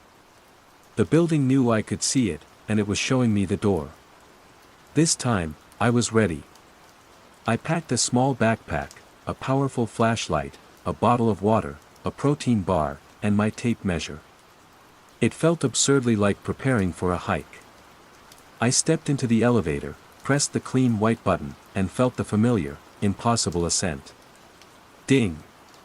The doors opened onto the breathing hallway. The static was louder now, a persistent crackle in the air. The smell of ozone was sharp, electric. I switched on my flashlight, its powerful beam cutting through the gloom. The light didn't reflect off the putty-colored walls in a normal way. It seemed to be absorbed, diffused, making the beam look weak and pathetic just a few meters ahead. I stepped out of the elevator and onto the floor. It was slightly yielding, like hard-packed soil. I walked forward, deeper into the impossible corridor. The elevator doors slid shut behind me, and the sound was unnervingly final. There was no turning back. The hallway did not obey the laws of physics. I walked for what felt like 10 minutes, a distance that should have taken me through the building and out the other side into the open air of Sao Paulo. But the corridor simply continued. I shone my flashlight on the walls. Up close, the surface wasn't smooth. It was covered in a network of faint, vein-like lines, pulsing with a dim, internal light that matched the rhythm of the wall's slow breathing. I tried an experiment. I unrolled my tape measure, hooking it on an imagined point on the wall and walking back 10 paces. I measured the distance, for meters. I walked the same 10 paces again, from the same spot, and measured again. 4.5 meters. The space was fluid. Malleable. The static in the air resolved itself into something more complex. It wasn't just noise. It was layers upon layers of sound, whispers, clicks, faint, distorted fragments of music and conversation. I could almost hear Dona Elvira's humming, the wheeze of Senor Abreu's laugh, the clatter of the cafe from my call with Mariana. The building was recording, sampling, digesting the sounds of its own existence. The threat was no longer subtle. My own apartment, 18 floors below, was becoming actively hostile. One evening, I returned to find all my kitchen chairs arranged in a perfect circle in the center of the living room. Another time, the books on my shelf had rearranged themselves not by author or title, but by the color of their spines, forming a perfect gradient from white to black. These weren't random poltergeist acts, they were expressions of a strange, burgeoning intelligence, an alien sense of order being imposed on my life. The other residents were further gone. Their coordinated rituals became more complex. At precisely 8:04 p.m. every night, the time corresponding to my apartment number, every resident on the 18th floor would open their door, step into the hallway, and turn to face my apartment. They would stand there for a full minute, their faces blank, their eyes fixed on my door, before turning in unison and retreating back into their homes. They were no longer my neighbors. They were antibodies, cells in the building's immune system, and I was the infection. My brief, terrifying alliance came from the source of my first clue. I found Dona Elvira's door ajar one afternoon. Peeking in, I saw she wasn't crocheting. She was standing in the middle of her living room, her hands outstretched, palms flat against opposite walls, as if trying to hold them apart. Her body was taut, trembling with effort. "Dona Elvira?" I whispered, stepping inside. Her head snapped towards me. For a second, the placid emptiness was gone, replaced by a raw, lucid terror that mirrored my own. "It's pushing," she gasped, sweat beading on her forehead. "The space, it needs more room. For the new pattern." "The pattern? What pattern?" From above, she rasped, her eyes darting towards the ceiling. "It's growing down. Digesting the old grid. The blueprints are a lie now. It's writing its own." Her gaze fixed on me, her eyes pleading. "The architect. Carvalho, he didn't build a building. He planted a seed. A seed from, somewhere else. We are the soil." The lucidity faded as quickly as it had appeared. Her body went slack, her hands dropping to her sides. She looked at me with bland confusion. "Leo, meu querido. Would you like some coffee?" I backed out of her apartment, my heart pounding. A seed. Growing down. It wasn't just adding a floor, it was overriding the existing ones, digesting the reality of the old building and replacing it with its own. My floor, the 18th, wasn't just feeling wrong. It was actively being unmade and remade around me. Back on the 28th floor, deep in the pulsing corridor, I finally saw it. At the far end of the gloom, where my flashlight beam died, was a single, distinct shape. A door. It was made of a dark, smooth material that didn't seem to be wood or metal. It had no handle, no lock, just a seamless surface. This was the source. This was the heart of the anomaly. Dona Elvira's words echoed in my mind. It's growing down. This wasn't just the 28th floor. It was the blueprint for the next floor, and the next. The building wasn't growing up into the sky, it was growing inward, downward, consuming itself from the top. The residents, their minds placidly overwritten, were the first stage. The physical structure was the second. I was trapped on a floor that was in the process of being digested by the one above it. I had to know what was behind that door. It was the only choice I had left. Phase 4, Confrontation/Revelation and Aftermath. My journey to the door was a final pilgrimage. The air grew thicker, heavier, humming with a power that made the fillings in my teeth ache. The whispers and the static were clearer now, a babble of overlapping languages, none of them human. It was the language of geometry, of shifting space. I felt a profound sense of vertigo, as though the floor was tilting beneath my feet, even though I remained upright. The building was teaching me its grammar. I reached the door. It was cold to the touch, smooth as polished obsidian. There was no handle, no seam, no way to open it. I pushed. Nothing. I leaned my weight against it, my flashlight dropped and casting a wild, dancing light on the breathing walls. It was like pushing against a mountain.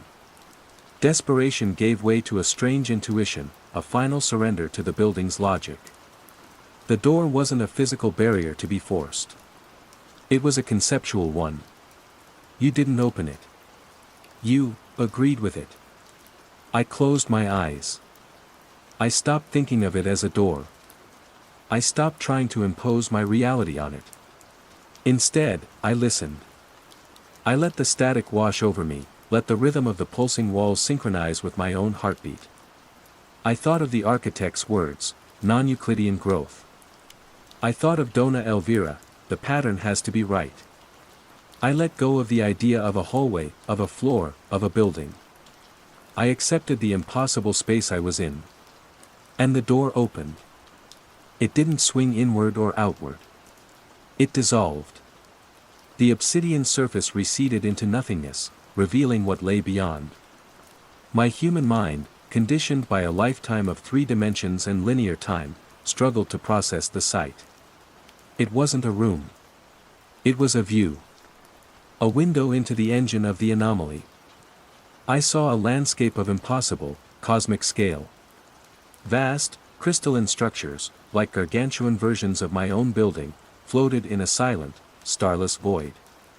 They were connected by shimmering, pulsating conduits of light and shadow, arteries in a celestial body. My building, the Edificio Orquídea, was just one of them, a single cell, a peripheral node in an incomprehensible network. And from the apex of our node, a tendril of raw, unformed reality was being extruded, pushing downward, the 28th floor. It was a process of growth, of colonization, not by creatures or armies, but by space itself. A different reality was grafting itself onto ours, and my home was the point of incision. The whispers coalesced into a single, overwhelming thought that wasn't mine but was planted directly into my consciousness: correction. Integration. Harmony. This wasn't an invasion. It was a repair. Our messy, chaotic, emotional reality was being overwritten by a new one of absolute, crystalline order. The residents weren't being destroyed, they were being harmonized, their chaotic minds smoothed into a coherent, functional pattern. The building wasn't a monster. It was a gardener, weeding a chaotic plot. The revelation was a blast of cold fire in my soul. It was a truth so vast and so alien that it broke my fear, my anger, my identity. I was Leonardo Rossi, architectural translator. I was a collection of anxieties, memories, and desires. And all of it was just noise. A stitch to be corrected in a cosmic pattern. I don't know how long I stood there, gazing into the void. At some point, the door reformed, and I was once again alone in the pulsing hallway. I stumbled back to the elevator, no longer guided by panic, but by a hollow, ringing emptiness.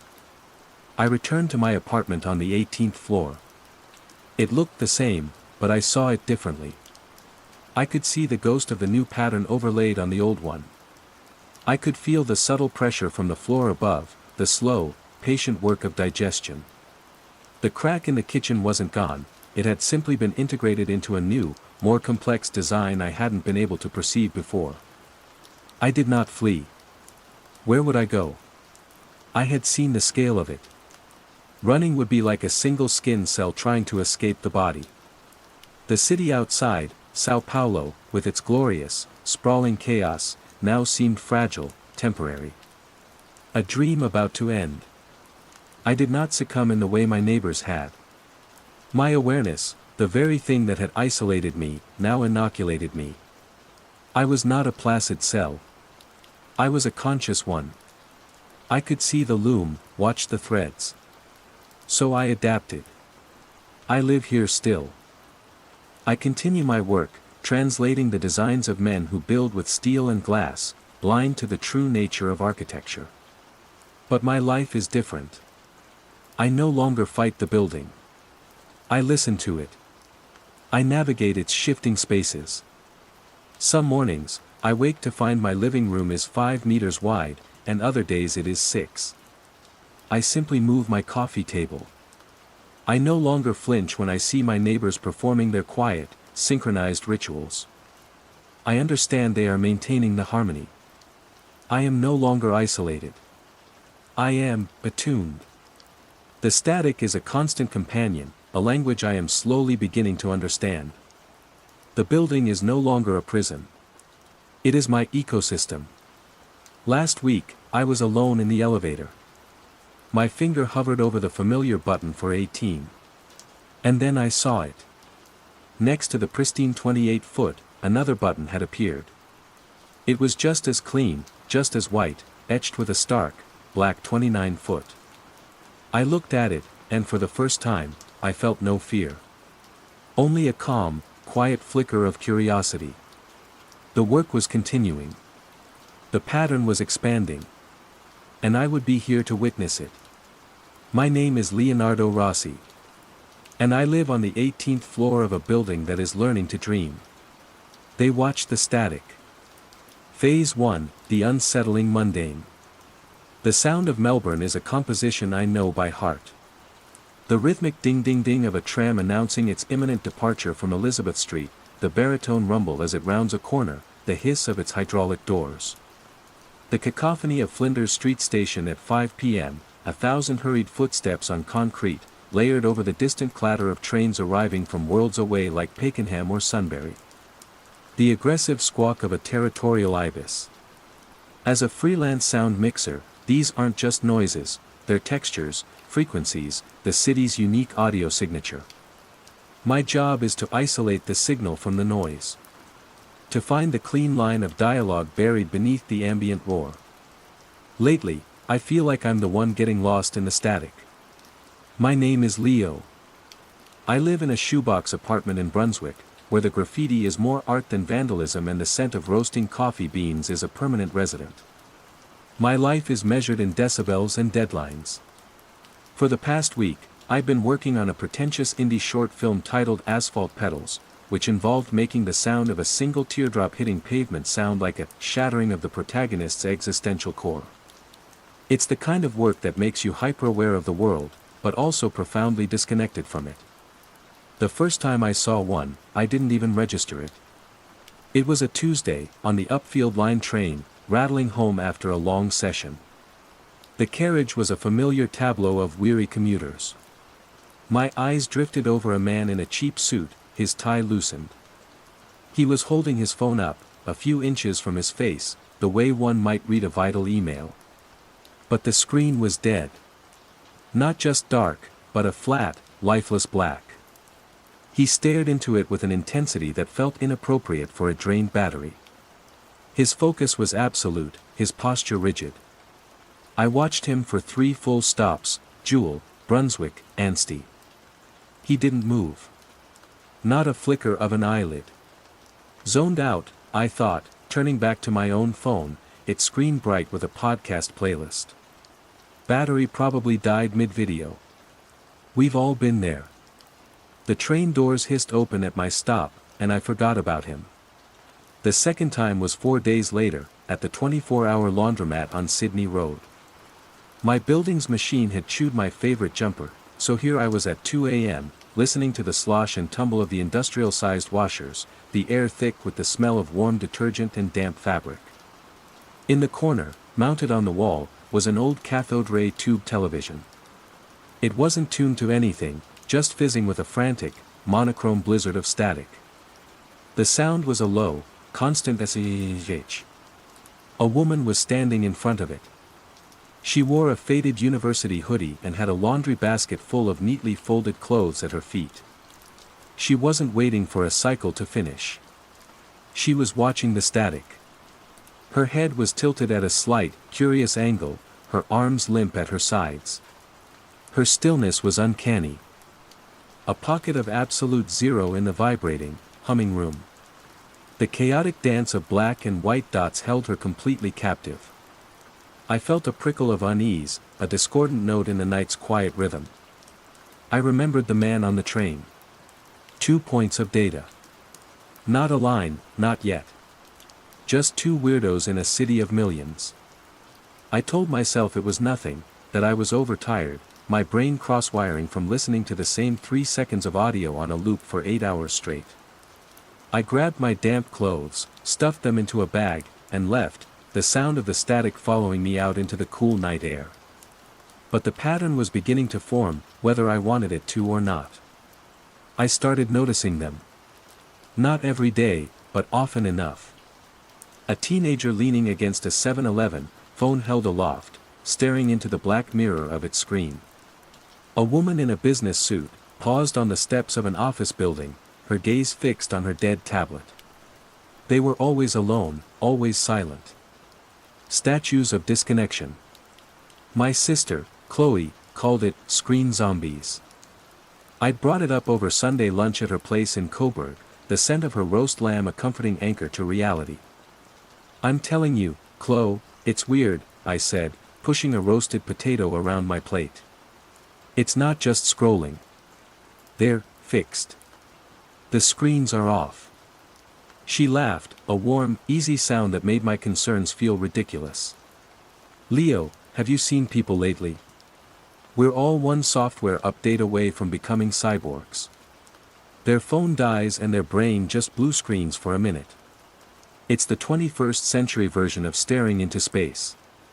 But the focus, I insisted. It's worshipful. You're being dramatic. You spend too much time in dark rooms listening to men whisper about their childhood trauma for a living. You need more sun. She topped up my wine. Eat your lamb. I tried to take her advice. I tried to see it as a quirk of modern life, a new social tick. But it was like learning a new word. Now that I knew what to look for, I saw it everywhere. They were the punctuation marks in the city's frantic prose. The pause. The full stop. The watchers. The unease solidified into something colder, something closer to fear, the day I saw Mr. Henderson. He was my downstairs neighbor, a retired accountant who spent his afternoons on his balcony tending to his prize-winning fuchsias. He was a creature of routine. At 3 p.m., he'd be out there, snipping and pruning. But that Thursday, he was just sitting in his wicker chair, a tablet resting in his lap. His hands, usually dusted with soil, were clean and still. His gaze was directed downwards at the dark screen. His prize fuchsias, vibrant pink and purple, drooped slightly, unwatered. I leaned over my own balcony railing. Mr. Henderson. Everything all right? There was a long pause. His head slowly lifted, his eyes unfocused, as if surfacing from a great depth. He blinked, a slow, reptilian motion. Leo, he said. His voice was flat, devoid of its usual reedy warmth. Fine day. Your flowers look a bit thirsty, I said, pointing. He glanced at the plants, then back at his tablet, his attention already returning to the black rectangle. Yes, he murmured, his voice distant. The screen. It was just so interesting. He said it with such bland sincerity. Not that he was watching a video, not that he was reading, but that the screen itself, the object, the void, was interesting. A chill traced its way down my spine that had nothing to do with the crisp autumn air. I went back inside and locked my balcony door. That night, I couldn't work. The sound of the actor's teardrop felt meaningless. All I could hear was the low hum of my own refrigerator, the whisper of the wind against the glass. I sat in the dark, my laptop closed, my phone face down on the table. The silence in my apartment felt different now. It wasn't empty. It was waiting. I thought about the fizzing static on the laundromat TV, the infinite, depthless black of a dead phone screen. It was a language of nothingness, and people all over my city were stopping to listen. I dug an old Moleskine notebook and a pen out of a drawer. On the first page, I wrote the date. And then. 1. Man on train. Black screen. 2. Woman in laundromat. TV static. 3. Teenager at 7-Eleven. Black screen. 4. Mr. Henderson. Black screen. It wasn't a line. It was a constellation, and I was standing right in the middle of it, looking up in the dark. Underscore underscore underscore underscore underscore underscore underscore underscore underscore underscore underscore underscore underscore underscore underscore underscore. Phase 2, Growing Awareness and Isolation. The Moleskine became my co-pilot, a silent, black-clad confidant. In 2 weeks, it was half full. My notes grew more detailed, more frantic. I wasn't just logging sightings, I was looking for the variables. Date, May 12th. Location, Queen Victoria Market, near the Delhi Hall. Subject, male, approximate 60s, butcher's apron. Staring at the blank screen of the digital scales. Time, 11:43 a.m. Duration, uninterrupted for the 7 minutes I watched. Note, a fly landed on his cheek. He didn't react. Date, May 15th. Location, State Library Reading Room. Subject, female, university student. Laptop screen had gone to black. She was leaning forward, her face inches from it, as if reading microscopic text. Note, the silence in the room felt different around her. Heavier. I started noticing the subtleties, the tells. The head tilt was almost universal, a slight, inquisitive cant to the left. Their breathing was the most disturbing part. It was slow, shallow, the barest minimum required for life, as if any extraneous bodily function was an unwelcome distraction from the watching. There was a placidity to them, an unnerving peace, like meditating monks who had found their God in a dead pixel. I tried to document the static itself.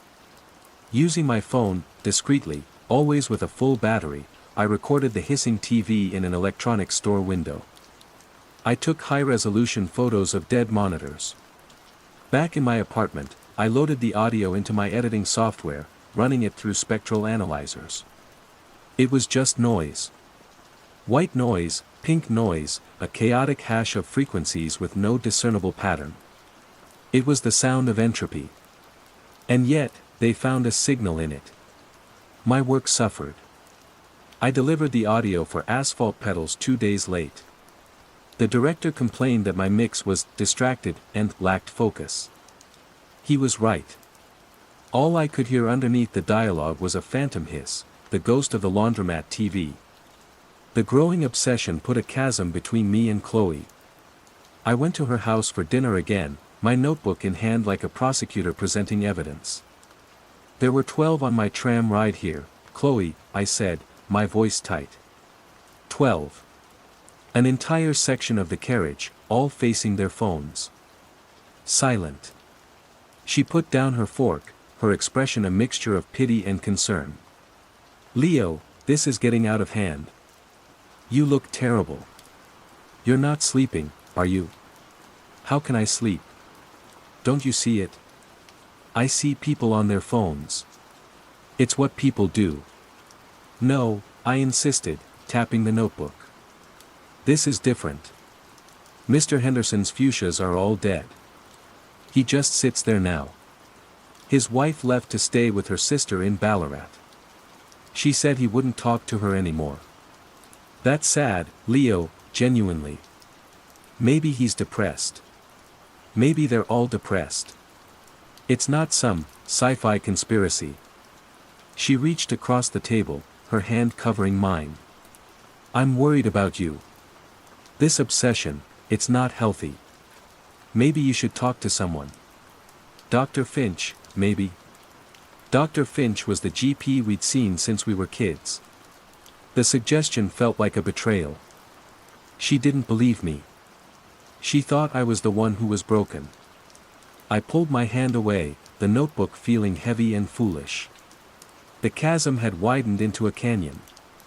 I was on one side, and the rest of the world, my sister included, was on the other, placidly denying the creeping tide. My isolation became a physical thing. I started walking everywhere, avoiding the trams and trains that had become mobile galleries of the watchers. I'd walk for hours, crisscrossing the grid of the CBD, down the bluestone laneways choked with the smell of dumpsters and espresso. The walks were a futile attempt to outrun the phenomenon, but it was like trying to outrun the sky. I saw them everywhere. A parking inspector staring at his blank handheld unit. A group of construction workers on their smoko break, gathered around a portable radio that was emitting only static. Their stillness was a reproach to my own frantic movement. Sometimes, a flicker of a screen in my peripheral vision would make me flinch. I felt a strange, magnetic pull from them myself. Walking past a JB Hi-Fi, the wall of televisions all showing the same mindless demo reel, I felt a wave of dizziness. For a terrifying second, I wanted to stop, to just let the colors wash over me, to let go of the anxiety and just watch. I had to physically grip a lamppost to steady myself, my heart hammering against my ribs. Was I susceptible? Was the only thing keeping me from joining them my own panicked awareness? Defeated by Chloe's dismissal, I turned to the only place left for the desperate and the paranoid, the deep, dark corners of the internet. I spent nights falling down rabbit holes of search terms, mass catatonia, collective screen fixation, sensory hypnosis. Most of it was useless conspiracy junk about 5G towers and chemtrails. Then, after 3 nights of fruitless searching, I found it. It was a post on a defunct forum for Fortean Phenomena, dated 6 years ago. The username was Cassandra_signal. The post was titled, "Is anyone else seeing the still men?" The post described, with chilling accuracy, what I was seeing in Melbourne. People staring at dead screens. The stillness. The placid expressions. Cassandra_signal was writing from Manchester, UK. They described trying to talk to the still men, only to be met with confusion or slow, disconnected replies. The post was rambling, desperate, and had only 3 replies, all of them dismissive. But buried in the final paragraph was a phrase that made the hairs on my arms stand up. It's like they're being tuned. I found some old papers by a physicist, a Dr. Eris Thorne. He called it the Sharon frequency. A signal piggybacking on background noise. He said it wasn't sending a message, it was creating a resonance. An absence. He was dismissed as a crank, of course. But I think he was right. I feel it sometimes. The pull of the void in the machine. The thread ended there. Cassandra_signal never posted again. Sharon frequency. Eris Thorne. These were not just points of data anymore. This was a breadcrumb. A name and a theory. A quick search for Dr. Eris Thorne brought up a handful of results. He had been a lecturer in astrophysics at the University of Melbourne until the late 90s.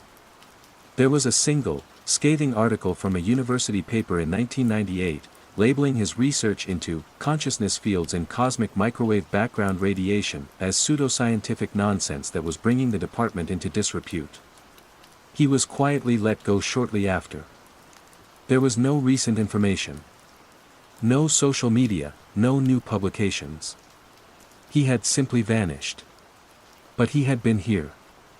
In Melbourne. The source of this insane, fringe theory was right here in my city. My secondary mystery, my subplot, had arrived.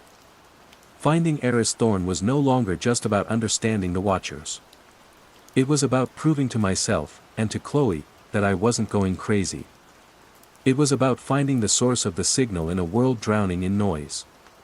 I closed my laptop, the name a silent mantra on my lips. Eris Thorne. Outside, the city hummed its usual tune, but I could hear the new note clearly now. It was a low, steady drone of silence, growing louder every day. And for the first time, I felt a sliver of something other than fear, a terrifying sense of purpose. Underscore underscore underscore underscore underscore underscore underscore underscore underscore underscore underscore underscore underscore underscore underscore underscore. Phase 3, the nature of the threat and escalation. Finding a man who had intentionally dropped off the grid 20 years ago was like searching for a specific grain of sand on Brighton Beach. I started with old university records, archived staff directories, and white pages from the turn of the millennium. My freelance skills proved useful.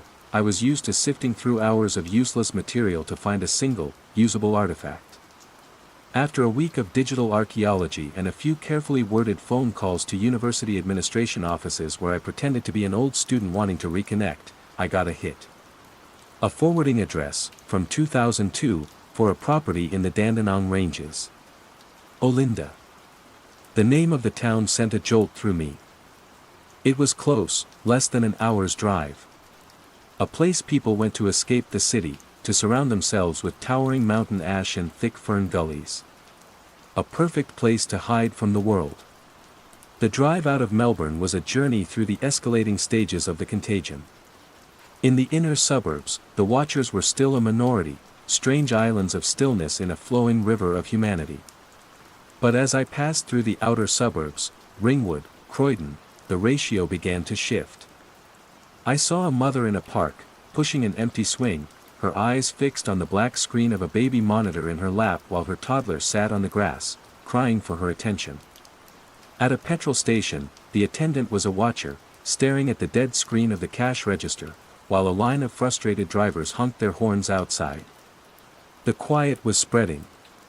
The world was slowing down, seizing up, one screen at a time. The Dandenongs rose up, green and imposing. The air grew cooler, smelling of eucalyptus and damp earth.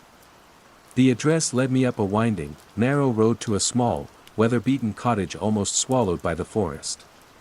A plume of wood smoke curled from its chimney. An old, rust-pocked Subaru was parked in the drive. I felt a surge of adrenaline and dread. This was it. I knocked on the peeling paint of the front door.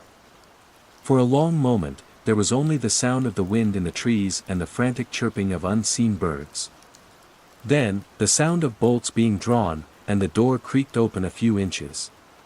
A man with wild, gray hair and eyes that were shockingly sharp and lucid peered out at me. He was thin, wrapped in a thick woolen cardigan, and looked like a man who had been arguing with ghosts for 2 decades. "What do you want?" he asked, his voice a gravelly whisper. "Dr. Thorne. Dr. Eris Thorne." His eyes narrowed. "Who's asking?" "My name is Leo.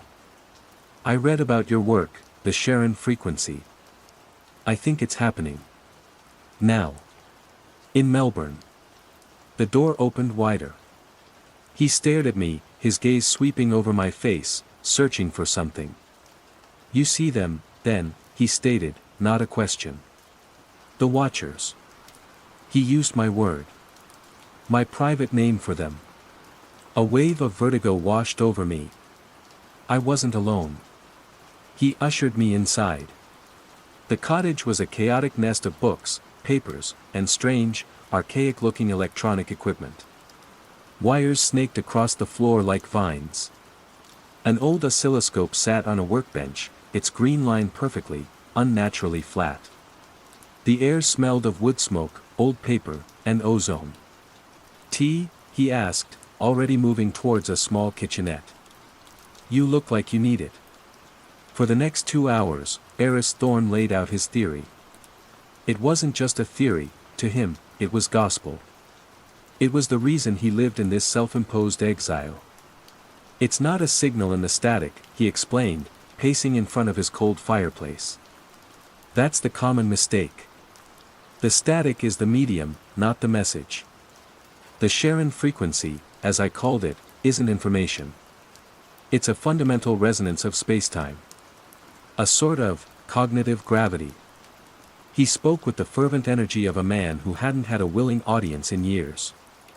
For most of human history, it was utterly harmless, lost in the noise of the cosmos. Our brains are naturally chaotic, you see. We think, we worry, we dream. We're noisy. The signal couldn't get a foothold. But then, we invented the perfect antenna. He gestured vaguely towards the city. High-resolution screens. LCD, OLED, perfect, uniform grids of light and dark. When they're active, they're fine, they're generating their own noise. But when they go dark, or display pure, unfiltered static, they become windows. Accidental conduits. My blood ran cold. Windows to what? To nothing, he said, his voice dropping. To a state of pure, simple, non-conscious observation. The frequency doesn't add anything to the human mind, Leo. It's a parasite of subtraction. It finds a mind idling in a state of low-level anxiety or distraction, the default state of modern urban life, and it soothes it. It erodes thought, memory, personality, ambition, until all that's left is the watching. It's not death. It's a cognitive erasure. They're being tuned to the frequency of a rock. The phrase from Cassandra_signals post echoed in my head. It's creating a resonance. An absence. Why, Sharon? I asked. Sharon, the ferryman of the dead in Greek mythology, he said grimly. He doesn't kill you. He just rows you across the river Styx, from the world of the living to the world of the dead. This signal, it's the ferryman for the conscious mind. Just then, my phone, which I'd placed on his table, buzzed. It was Chloe. A wave of relief washed over me. The sound was so normal, so real. I have to take this, I said to Thorne. Leo. Where are you? Chloe's voice was thin, distant. There was an odd, fuzzy quality to the connection. I'm out of town. I'm fine. Are you okay? Yeah, she said, but her voice was slow, syrupy. Fine. It's just, the telly's been acting funny all day. Making this weird noise. My heart seized. What kind of noise, Chloe? I dunno. A fuzzy noise. Like the ocean. There was a pause. I could hear the distinct shh of static in the background. It's actually, kind of peaceful. Chloe, turn it off, I said, my voice rising in panic. Now. Unplug it from the wall. But I'm watching it, she said, her voice a placid murmur. It's interesting. The line went dead. I stared at my phone, the black screen mocking me. He had her. The ferryman had my sister. She's one of them, I whispered, looking at Thorne. His face was etched with a terrible, weary pity. It's accelerating, he said softly. The resonance is getting stronger. Soon there won't be enough noisy minds left to keep the collective consciousness stable. The stakes had just become horrifically personal. This wasn't an academic exercise anymore. This was a rescue mission. Can you stop it? I demanded. You've been working on this for 20 years. You must have something. A grim light entered his eyes. He led me to the oscilloscope on his workbench. Next to it was a contraption of copper coils, vacuum tubes, and a complex array of dials, the only piece of equipment in the room that seemed new, or at least maintained. The resonance is a wave, and all waves can be cancelled, he said, his hands hovering over the device. Noise-canceling headphones generate an anti-noise signal, a perfect inverse wave to create silence. This, he patted the machine, is designed to do the same for the Sharon frequency. It generates a null field of pure, chaotic, meaningless cognitive noise. A psychic firewall. Does it work? It's a prototype. The power requirements are substantial. I've never tested it at this level. The feedback loop could be, well, let's not dwell on that. He began flipping switches, turning dials. The machine hummed to life, a low thrum that vibrated through the floorboards. The vacuum tubes glowed with an eerie blue light. On the oscilloscope screen, the flat green line began to waver, then to spike erratically, a frantic, jagged dance. It's working. Thorne cried, a triumphant, half-mad grin on his face. It's broadcasting true noise. For a moment, I felt it. A clarity. The phantom hiss in my own head vanished. The air felt lighter, the world sharper. It was like a pressure valve had been released in my skull. But the moment was fleeting. The hum of the machine pitched higher, into a piercing whine. The blue light in the tubes flickered violently. A smell of burning insulation filled the air. It's too much. Thorne yelled over the din, the ambient resonance is stronger than I calculated. It's overloading. He reached for a large red switch, but before he could throw it, one of the vacuum tubes exploded with a sharp crack and a shower of sparks. The machine went dead.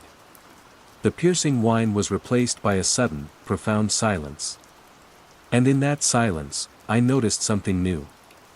The flat green line on the oscilloscope screen was gone.